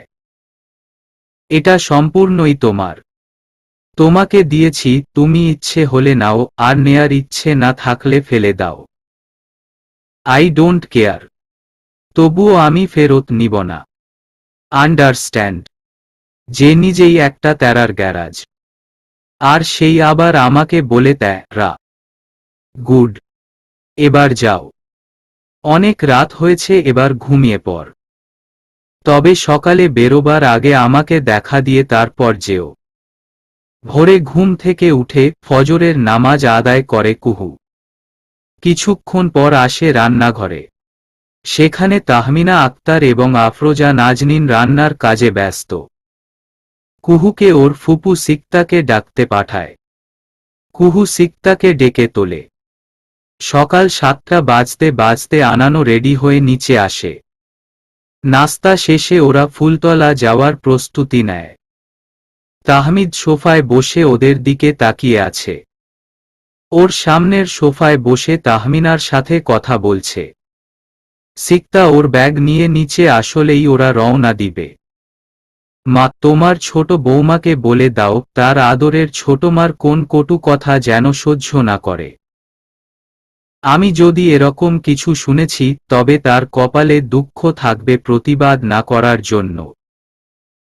তাহমিনা আক্তার ছেলের কথা শুনে হাসে। আফরোজা নাজনীনও হাসছেন। সিক্তা নিচে আসলে ওরা বের হয় কুঞ্জছায়া ড্রয়িং রুম থেকে। সবাই একে একে বেরিয়ে যায়। সবশেষে কুহু বের হতে গেলেই তাহমিদ ওর হাত টেনে ধরে, কপালে টুপ করে চুম্বনাকে। তাহমিদের এমন কাজে কুহুর চোখ রসগোল্লার আকার ধারণ করে। এদিকে তাহমিদ সেই ঘটনা ঘটিয়েই সেখান থেকে চম্পট দিয়েছে। কই রে কুহু, তাড়াতাড়ি আয়, নইলে পৌঁছাতে দেরি হয়ে যাবে। তাহমিনা আক্তারের ডাকে সম্বিত ফিরে আসে কুহুর। আশেপাশে না তাকিয়ে এক দৌড়ে বেরিয়ে আসে। সকালে ঘুম থেকে উঠে নাস্তা করে কায়েস বাজারে যায়। বড় কাতল মাছ, চিতল মাছ, গলদা চিংড়ি, ইলিশ মাছ, গরুর মাংস, খাসির মাংস, কবুতর, 5 রকম মিষ্টি, দই, কয়েক রকম ফলমূল নিয়ে বাড়ি আসে। আসার পথে পাশের বাড়ির বৃদ্ধা চাচিকে ডেকে নিয়ে আসে। বৃদ্ধার 3টা মেয়ে, তাদের সবার বিয়ে হয়েছে। কোন ছেলে না থাকায় বৃদ্ধা বাড়িতে একাই থাকে। কায়েসের বাবা মা বেঁচে থাকতেও তিনি এ বাড়িতে এসে রান্না করে দিয়েছেন। তাই আজকেও কায়েস রান্না করার জন্যই চাচিকে নিয়ে এসেছে। দোকানের ছেলেটার হাতে বড় বড় 2টা বাজারের ব্যাগ দেখে শিউলির চোখ কপালে উঠে। কায়েস চাচিকে ব্যাগ থেকে সবকিছু বের করতে বলে। বৃদ্ধা ব্যাগ ঢালতেই তার চক্ষু চরকগাছ হয়ে গেছে। এত মাছ মাংস! বাবা, কায়েস, এত কিছু কিনছো যে? তোমার বাড়িতেই কোন কিছুর অভাব নাই, আবার বাজার থাইকা কিনা আনছো? বৃদ্ধা অবাক হয়ে জানতে চান। চাচি, আমার বড় মেয়ে আসছে, সাথে আমার ভাগ্নে ভাগ্নিও আসছে, তাই মেয়ের পছন্দের মাছ, ভাগ্নে ভাগ্নির পছন্দের মাছ মাংস এনেছি। আপনি ভালো করে রান্না করুন, যাতে বাচ্চারা খেয়ে খুশি হয়। আর ওরা যে কয়দিন থাকবে সে কয়দিন আপনিই রান্না করবেন এবং এখানে থাকবেন। কায়েসের কথা শুনে বৃদ্ধা খুব খুশি হন। তিনি এই বাড়ির সকল ঘটনাই জানেন, তাই বাড়তি কোন প্রশ্ন তিনি করলেন না। কুহুর মন মানছে না। কখন যে গ্রামে যাবে, আজ পথ যেন শেষ হচ্ছে না। 3জন সারা রাস্তা খুনসুটিতে মেতে থাকে। আনান কুহুকে যা লি এমে রেখছে, তাহমিদকে নিয়ে এটা সেটা টিটকারি মেরাই গেছে। কুহু নীরবে আনানের অত্যাচার সহ্য করেছে। রাস্তায় কোন দোকানপাট দেখলেই ড্রাইভারকে গাড়ি থামাতে বলে কুহুর কাছ থেকে টাকা নিয়ে ইচ্ছেমতো খাবার কিনে খেয়েছে। কুহু এখন বুঝতে পারছে তাহমিদ কেন জোর করে টাকাগুলো দিয়েছিল। 2টার দিকে ওরা ফুলতলা পৌঁছায়। কায়েস মেয়ের অপেক্ষায় শুধু ঘরবার করছিল। বাড়ির সামনে গাড়ির হর্ন শুনতাই সে দ্রুতই বাইরে আসে। কুহু গাড়ি থেকে বেরিয়ে এই বাবাকে সামনে দেখে ছুটে যায় বাবার কাছে। কায়েসও পরম স্নেহে মেয়েকে বুকে টেনে নেয়। সিকতা আর আনান গাড়ির কাছে দাঁড়িয়ে বাবা মেয়ের মিলন দেখছিল। ওরা ইচ্ছে করেই দূরে দাঁড়িয়ে আছে। কতদিন পর মেয়ে তার বাবার কাছে এসেছে, তাদের এই সুখের মুহূর্তে ওরা বাধা দিতে চায় না। শিখত, তুইও কি শ্বশুর বাড়ি থেকে বাপের বাড়ি গিয়ে তোর বাপকে এমনেই জড়িয়ে ধরবি? আমার মনে হয় তুই ইচ্ছে করলেও বাপকে জড়িয়ে ধরতে পারবি না। তোর বাপের ভুঁড়ি যত বড়, যেন আস্ত একটা তবলা। তুই 2 হাত দিয়ে তোর বাপকে জড়িয়ে ধরতে গেলেই হাত শুধু ভুঁড়িটার মধ্যেই লুটোপুটি করবে। আনানের কথা শুনে সিকতা গেয়া গু ন হয়ে গেছে। এই অসভ্য ভাইয়া, তুমি চুপ করবে? আমার বাপের ভুঁড়ি আছে তাতে তোমার কি? গুণীজনের ভুঁড়িই সম্পদ। আমার বাবা গুণীজন, তাই তার ভুঁড়ি আছে। তোমার বাপের কি আছে? না আছে ভুঁড়ি, না সে গুণীজন। শরীরে তো মাংসের বালাই নেই, আছে শুধু হাড়ের ওপর চামড়া। দেখে মনে হয় কেউ যেন অঙ্কা ল কে মেকআপ করিয়ে দিয়েছে। সিকতাও দ্বিগুণ ভেজে উত্তর দেয়। নিজের বাবার সম্পর্কে এরূপ বর্ণনা শুনে আনানের মাথা গরম হয়ে গেছে। ওই ছেমরি, চুপ যা। আসছে আমার বাবার খুব ধরতে। আমার বাবার মতো যোগ্যতা তোর বাপের আছে। আমার বাবা সরকারের উচ্চপদস্থ কর্মকর্তা, আর তুই কিনা আমার সেই বাবাকে ইনসাল্ট করিস। তোর বাপের ওই ভুঁড়ি ছাড়া আছেটা কি? তোমার বাপ উচ্চপদস্থ কর্মকর্তা আর আমার বাবা কি ফকির? আবার বাবার তোমার 14 গোষ্ঠীর সবাইকে কিনে নেয়ার মতো ক্ষমতা আছে। আর যে ভুঁড়ির কথা বলছো, তবে শুনে রাখো, ওই ভুঁড়িই বাবার অহংকার। ভাগ্নে ভাগ্নির উচ্চস্বর কানে আসতেই কায়েস তাদের দিকে তাকায়। ততক্ষণে ওদের ঝগড়া বেশ কঠিন আকার ধারণ করেছে। সিকতা পারলে আনানকে 2 ঘা লাগিয়ে দেয়।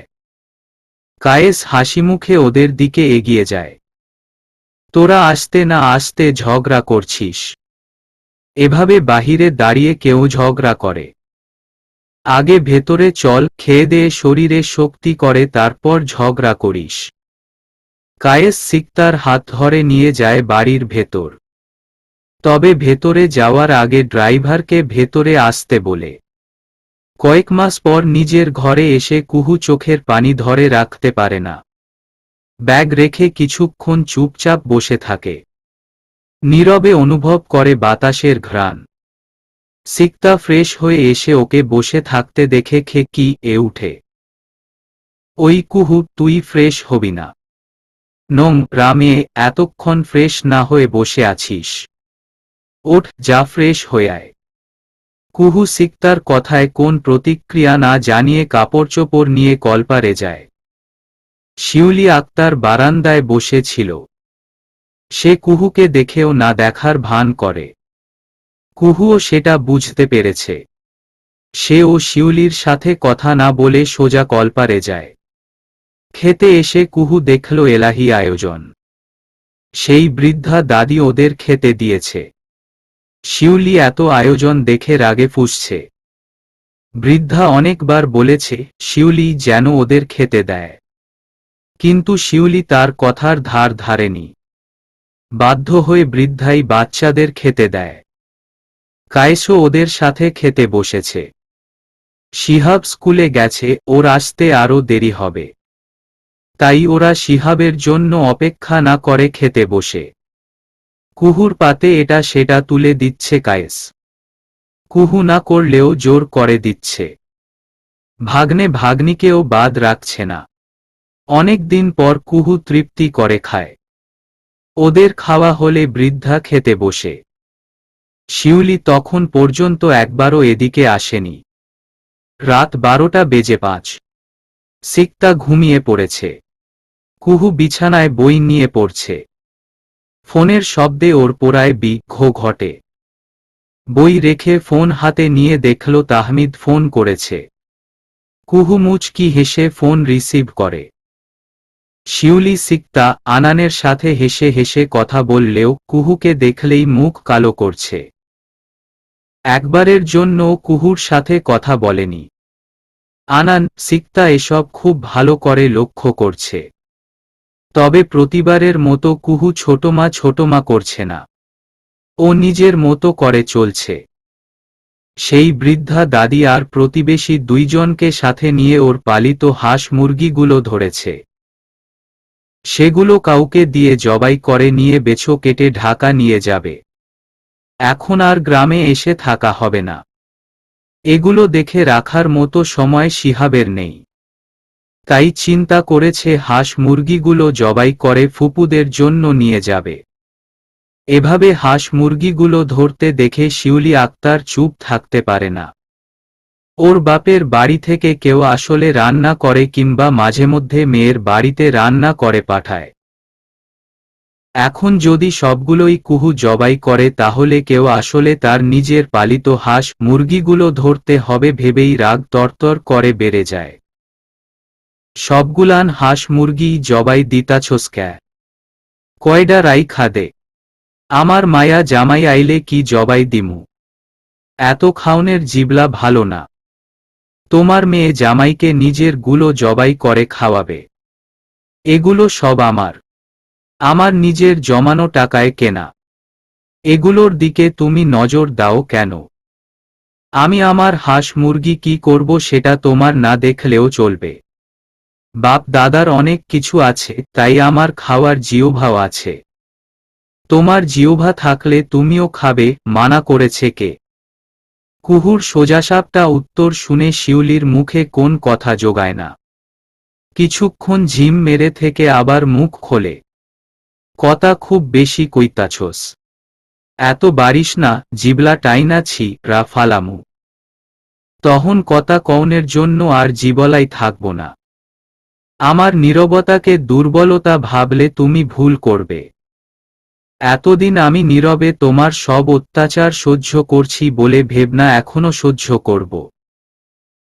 কেউ আমাকে ইট মারলে তাকে পাটকেল ঠিকই ফিরিয়ে দিব আমি। আশাই করছি আমাকে মারার মতো ভুল আর করবে না। কখনো কিছু বলিনি তার মানে এই নয় যে আমি বলতে পারি না। সেটা তো আমার ভদ্রতা ছিল, কিন্তু এখন ভদ্রতার কোন ধার আমি ধারাব না। আমাকে মারার সাহস কেউ করলে তার হাত আমি ভেঙে দিব। কুহুর কথা শুনে শিউলির বুক শুকিয়ে গেছে। যে মেয়ে 7 চরে রা কাটত না, আজ সেই মেয়ে এসব কি বলছে। শিউলি বেশ বুঝতে পারছে তার আধিপত্য এবার শেষ হতে চলেছে। কুহু শিহাব আর বাবার জন্য 3টা মুরগি কেটে বেছে ফ্রিজে রেখে দিয়েছে। সেই বৃদ্ধা দাদিকেও হাঁস মুরগি দিয়েছে। বৃদ্ধা নিতে না চাইলেও কুহু জোর করে দিয়েছে।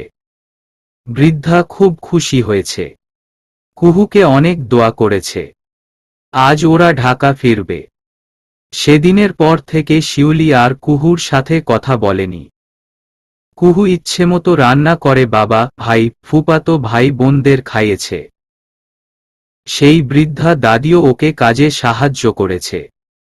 ওরা প্রত্যেকবার খাবার সময় শিউলিকে ডেকেছে, কিন্তু শিউলি ওদের রান্না করা খাবার ছুঁয়েও দেখেনি। সে নিজের খাবার নিজে রান্না করে খেয়েছে। আনান সিকতা এসব দেখে বেশ বিরক্ত হয়। আনান ওর মাকে ফোনে সবটা জানিয়েছে। সব শুনে শাহনাজ সুলতানা ভীষণ রেগে যান। ছেলেকে এ নিয়ে কিছু বলতে নিষেধ করে দেন। আনান মা এর কথা মতো চুপচাপ থাকে। কায়েস বোনদের জন্য পুকুরের মাছ, শাকসবজি, ফলমূল গাড়ি ভর্তি করে দিয়েছে। কুহু, আনান, সিকতাকে ওদের পছন্দমতো পোশাক কিনে দিয়েছে। কুহুর হাতে বেশ কিছু টাকা দিয়েছে। কুহু নিতে চায়নি, কিন্তু কায়েস জোর করেই মেয়েকে টাকাগুলো দিয়েছে। শিহাব সকাল থেকে কাঁদছে। ওর বড় আপু চলে যাচ্ছে, আবার কবে আসবে তার ঠিক নেই। অনেক দিন হয়তো আপুকে দেখতে পাবে না, সেই দুঃখেই ও কাঁদছে। মা, সাবধানে থাকবি। মন দিয়ে পড়াশোনা করিস। তোর ফুপুরা এখানে আসতে দিতে না চাইলে জোর করবি না। তোর মন খারাপ হলে আমাকে বলিস। শিহাবকে নিয়ে তোকে দেখে আসব। আর যখনই টাকার প্রয়োজন হবে আমাকে জানাবি। কখনোই ভাববি না তোর কেউ নেই। আমার কিছুই লাগবে না বাবা। আমি চাই তুমি সুস্থ থাক, ভালো থাক। নিজের শরীরের খেয়াল রেখ। ঠিকমতো খাওয়া দাওয়া করো। ঔষধ খেও। যখনই শরীর খারাপ লাগবে সাথে সাথে আমাকে ফোন কর। আমার কাছে কিচ্ছুটি লুকিও না বাবা। কুহু কান্না থামাতে পারছে না। বাবার কাছ থেকে, শিহাবের কাছ থেকে বিদায় নিয়ে গাড়িতে উঠে। কুহুর কান্না দেখে আনান, সিকতারও মন হয়ে গেছে। এইচএসসি পরীক্ষার 10 দিন আগে কহু কুঞ্ছায়া এসেছে। ওর ইচ্ছে ছিল হোস্টেলে থেকেই পরীক্ষা দিবে। কিন্তু ওই বাড়ির কেউই কুহুর সিদ্ধান্ত মেনে নেয়নি, তাই বাধ্য হয়েই কুহুকে এখানে আসতে হয়েছে। সিকতা, কুহু দুজনেই কোমর বেঁধে পড়ছে। শুধু খাওয়ার সময় হলেই রুম থেকে বের হচ্ছে। তাহমিদ আজকাল বেশ ফুরফুরে মেজাজে থাকে। কহু এই বাসায় আছে, ওকে প্রতিবেলাই চোখের সামনে দেখতে পাচ্ছে। আর কি চাই। রাত 12:10। পড়তে পড়তে মাথা ধরেছে কুহুর। একটু ফ্রেশ হাওয়া নিতে ছাদে আসে। আজও ছাদের দরজা খোলা। তবে সেদিনের মতো আজ ছাদ জুড়ে অন্ধকার ওত পেতে নেই। ভেতর থেকে উকি দেয় কুহু, ওর ভ্রু কুঁচকে আসে। তাহমিদ রেলিংয়ের কোল ঘেঁষে দাঁড়িয়ে আছে। আমার ভবিষ্যতের বউ, এত রাতে ছাদে এসেছো কেন? এদিকে এসো। কুহু যেই উকি দিয়েছে ঠিক তখনই বলে তাহমিদ।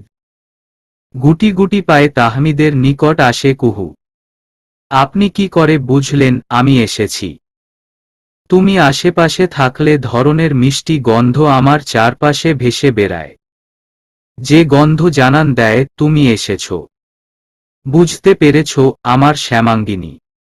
আমার প্রশ্নের উত্তর এখনো পাইনি, কিন্তু মাথা ধরেছে তাই এখানে এসেছি। এই মেয়ে এত রাতে ছাদে আসতে তোমার ভয় করে না?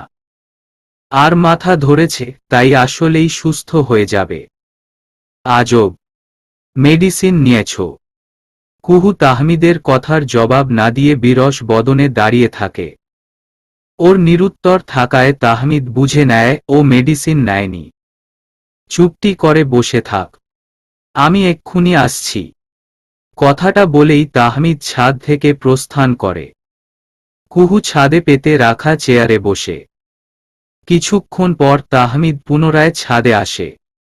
ওর হাতে একটা ট্রে, তাতে একটা পিরিচে 2টা স্যান্ডউইচ, আরেকটা পিরিচে কয়েক টুকরা আপেল, আর 2টা মগে কফি। কুহু এসব দেখে প্রশ্নবোধক চাহনিতে তাকায়। তাড়াতাড়ি খেয়ে নাও, এগুলো শেষ করে মেডিসিন নিবা। আমার ক্ষুধা নেই, এখন কিছুই খেতে পারবো না। কুহু চোখ মুখ কুঁচকে বলে। তোমার ক্ষুধা তার কি না তা আমি জানতে চাইনি। আমি বলেছি তুমি খাবে। ব্যাস, আমি একটা স্যান্ডউইচ খাই, আপনি একটা খান। বিশ্বাস করুন 2টা একসাথে খেতে পারবো না। তাহমিদ কিছু না বলে একটা স্যান্ডউইচ নিজে নেয়, আরেকটা কুহুকে দেয়। কুহু স্যান্ডউইচে কামড় বসিয়ে বুঝতে পারে সেগুলো ঠান্ডা নয়, গরম। তবে কি সে ফ্রিজ থেকে বের করে গরম গরম এনেছে? স্যান্ডউইচ খেয়ে আপেল নিতে হয় কুহুকে, এবং ধীরে ধীরে সবগুলো শেষও করতে হয়। তাহমিদের জেদের কাছে কিছুতেই পেরে উঠে না বেচারি। মেডিসিন নেয়ার পর নিস্তার মেলে ওর। দুজন মানবী নিশ্চুপ দাঁড়িয়ে আছে রেলিং ঘেঁষে। কারো মুখে কোন কথা নেই। কুহু তাকিয়ে আছে সুদূর মহাশূন্যে। মহাশূন্যের অতল রহস্য ওকে সব সময় ভীষণভাবে টানে। মুগ্ধ নয়নে দেখতে থাকে মহাশূন্যের শূন্যতা। এদিকে তাহমিদ যে ওকে এক দৃষ্টিতে দেখছে, সেদিকে নজরই নেই কুহুর। তাহমিদ আজও জানে না এই মেয়েটাকে হঠাৎ করেই এত ভালোবাসল কেন। এই মেয়ে কি জানে তার জন্য সারা দুনিয়ার সাথে লড়তে দ্বিধা করবে নাও? মেয়েটা কি অনুভব করতে পারে ওর জন্য তাহমিদ এই মহাশূন্যের ন্যায় অসীম ভালোবাসা নিজের বুকে জমা রেখেছে? যে ভালোবাসায় কোন কামনা নেই, নেই কোন খাদ কিংবা সন্দেহ। কিন্তু এই মেয়ে যে ধরা দিয়েও দূরে পালায়। ও যে কি চায় তা আজও বুঝতে পারেনি তাহমিদ। এত রহস্য কেন এই মেয়ের মাঝে? ঠিক যেন এই মহাবিশ্বের সমস্ত রহস্য এর মাঝে বিরাজমান। শ্যামাঙ্গিনী, আরও কত অপেক্ষা করাবে আমাকে? তোমার কি একটুও মায়া হয় না আমার জন্য? অপেক্ষার প্রহর গুনতে গুনতে বুঝি আমি শেষ হয়ে যাব। তবুও কি আমার অপেক্ষার পালা শেষ হবে না? তাহমিদের কথা শুনে চমকে তাকায় কুহু। ঠোঁট কামড়ে অসহায় চোখে চেয়ে আছে তাহমিদ। ওর এমন চাহনিতে কুহুর বুকের ভিতর দ্রিমদ্রিম শব্দ করছে। এমন মনে হচ্ছে যেন এই শব্দ ধরনীর সব মানুষ শুনতে পাচ্ছে। এই বুঝি ঘুম ভাঙল সবার? শুকনো ঢোক গিলে কুহু মনে মনে কথা গোছাচ্ছে। আমি আপনাকে অপেক্ষা করাচ্ছি। হঠাৎ আপনার এমন মনে হলো কেন? অবশ্যই অপেক্ষা করাচ্ছ। লেখাপড়া শেষ করে তবে বিয়ে করবে। তোমার পড়া শেষ হতে কম করে 6 বছর লাগবে। ততদিনে আমি বুড়োর খাতায় নাম লিখাব। কবে সংসার হবে আর কবেই বা ছেলে মেয়ে হবে? তাদের মানুষ করব কবে? এ জন্মে আমার সংসার হবে না। তাহমিদের কথার ধরনে কুহু হেসে উঠে। আপনার নিজেরই তো পড়াশোনা শেষ হয়নি, এখনই সংসার করার এত শখ? আগে পড়াশোনা শেষ করুন, একটা চাকরি শুরু করুন, বাবা মা যোগ্য ছেলে হয়ে উঠুন, নিজের রোজগার তাদের হাতে তুলে দিন, তারপর বিয়ে করার স্বপ্ন দেখবেন। বিশেষজ্ঞ ম্যাডাম আসছে আমাকে জ্ঞান দিতে। তোমার থেকে জ্ঞানকে চেয়েছে শুনি। আমার সংসারের স্বপ্নের 12টা বাজিয়ে সাধু সাজা হচ্ছে। আচ্ছা জান, আর জ্ঞান দিব না। সত্যি কি তুমি সিদ্ধান্ত বদলাবা না? আমাকে এভাবে কষ্ট দিবা? এতটা নিষ্ঠুর তুমি শ্যামাঙ্গিনী? তাহমিদের এই গলার আওয়াজ শুনলেই কুহু ভীষণ ফুরবল হয়ে পড়ে। কিন্তু ও যে নিরুপায়। এমনিতেই ফুপুর সংসারে এসে পড়েছে। ফুপু ফুপাই বাবা মা দায়িত্ব পালন করছে। তার ওপর যদি এখনই বিয়ের জন্য তাহমিদের সাথ দেয় তবে আরেকবার তাদের বোঝা হতে হবে। তাহমিদ নিজেও স্টুডেন্ট, তার আরও 2 বছর লাগবে পাশ করে বের হতে। এসব ভাবলেই এখন বিয়ে করার সাধ মিটে যায় কুহুর। প্লিজ কুহু, একবার রাজি হও। আমি তোমাকে নিরাশ করব না, দেখ সব দায়িত্ব ঠিকঠাক পালন করব। দুনিয়াকে একজন ভালো সন্তান, ভালো স্বামী এবং আদর্শ বাবা হয়ে দেখাব। শুধু তুমি একটিবার আমার হাত ধর। আপনি এভাবে পাগলামি করছেন কেন? আগে নিজের পড়াশোনা শেষ করেন, তখন না হয় সব হবে। আমি বিয়ের পর দরকার হলে পড়াশোনা করব। তাহমিদ বুঝতে পারে কুহু এখন কিছুতেই রাজি হবে না। ওকে, তুমি যা চাও তাই হবে। আমার পরীক্ষা যেদিন শেষ হবে সেদিনই তোমাকে বিয়ে করে তবেই বাসায় ঢুকব। মাত্র আর 2টা বছর। তাহমিদ মুখে যতই বলুক না কেন ও ভেতরে ভেতরে খুব করে কুহুকে চাচ্ছে। এখন নিজের রুমে যান, অনেক রাত হয়েছে।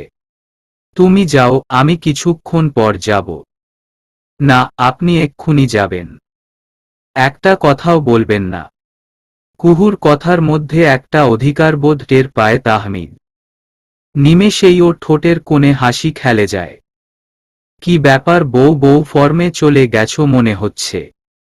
বিষয়টা মন্দ লাগছে না।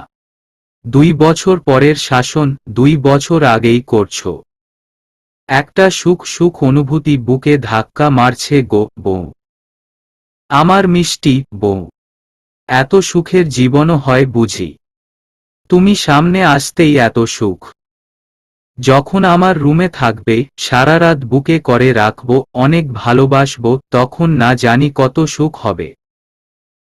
তাহমিদের এমন নির্লজ্জ রকমের কথা শুনে কুহু এক দৌড়ে নিচে চলে আসে। কুহুর এরূপ কাণ্ডে হো হো করে হেসে উঠে তাহমিদ। এরপর নিচে আসে। কায়েস কয়েকদিন থেকে নিজের ব্যবসা প্রতিষ্ঠানে যাচ্ছে, টুকটাক দেখভাল করছে। আসলে বাড়িতে বসে থেকে শিউলির মুখ দেখতে তার ইচ্ছে করে না, তাই ধীরে ধীরে আবার নিজেকে ব্যস্ত রাখতে চেষ্টা করছে। শিউলি দুপুরের রান্নার আয়োজন করছে। আজ সকালে দৃষ্টি ফোন করেছিল। সবুজ নাকি বলেছে কি একটা কাজে আজ এখানে আসবে, তাই বাহারি রান্নার জোগাড় করছে শিউলি। ফাঁকা বাড়িতে মনের আনন্দে কাজ করছে সে। শিহাবও স্কুলে গেছে, এতে বেশ সুবিধাই হয়েছে শিউলির। কায়েসও জানে না সবুজ আসবে। আবার শিহাব স্কুল থেকে ফেরার পূর্বেই যদি সবুজ চলে যায়, এতে কেউ জানবেও না ও এসেছিল। এমনিতেই শিহাব খুব একটা পছন্দ করে না সবুজকে। এখন পর্যন্ত সবুজের সাথে কথা বলেনি ছেলেটা। শিউলির রান্না শেষ হতেই সবুজের আগমন ঘটে। হাতে একটা মিষ্টির প্যাকেট নিয়ে হাসিমুখে বাড়িতে ঢোকে। শিউলি সবুজকে দেখেই একগাল হেসে এগিয়ে আসে। মেয়ের জামাইকে আদর করে ঘরে এনে বসায়। একটু পর সবুজের সামনে নাস্তার পাহাড় নিয়ে হাজির হয় শিউলি। এক টুকরা আপেল মুখে দিয়ে কথা বলে সবুজ, আম্মা, আমার আব্বা একটা কাজ দিয়ে পাঠালো, আপনি রাজি থাকলেই হবে। কি কাম বাজান? আর তোমার আব্বা আম্মায় কেমন আছে? তারা সবাই ভালো আছে আম্মা। আপনি জানেনই তো, চেয়ারম্যান হওয়ার সুবাদে আমার আব্বা অনেককেই সরকারি ভাতার কার্ড করে দিতে পারে। প্রয়োজনমত কার্ড দেবার পরও আব্বার কাছে কয়েকটা কার্ড সব সময় থাকে। সেগুলো নিজের আত্মীয়দের দেয়। সেদিন দৃষ্টি বলল ওর নানি মামাদের কথা। আমি আব্বাকে বলেছি সে বিষয়ে, কিন্তু আব্বা বলল তারা অন্য ইউনিয়নের বাসিন্দা, তাই সরাসরি তাদের কার্ড করে দিতে পারবে না। পরে আমি দৃষ্টির সাথে আলোচনা করে বের করলাম, যদি আপনার নামে কার্ড করি তাহলে হবে। সবুজের কথা শুনে আগলাদে গদগদ হয়ে যায় শিউলি। 2 দিন হয়েছে বিয়ের, অথচ শিউলির মা ভাইদের জন্য কত চিন্তা করছে। আমার কি করণ লাগবো বাজান? কিন্তু আমি তো হেইসব জিনিসপত্র আনবার যাইতে পারুম না। তোমার শ্বশুর জানলে আমারে মায়েরা ফালাইব। আপনার কিছুই করতে হবে না, শুধু একটা ফর্ম পূরণ করে দিবেন, আর বাকি কাজ আমিই করব। আর জিনিসপত্রগুলোও আমি তাদের কাছে পৌঁছে দেয়ার ব্যবস্থা করব। আব্বা কিছুই জানবে না। কিন্তু বাজান, আমি ফর্ম পূরণ করবার জানি না তো। আচ্ছা আম্মা, আমি সব ঠিক করে দিব। আপনি শুধু সই করবেন। আপনি সই করতে পারেন তো?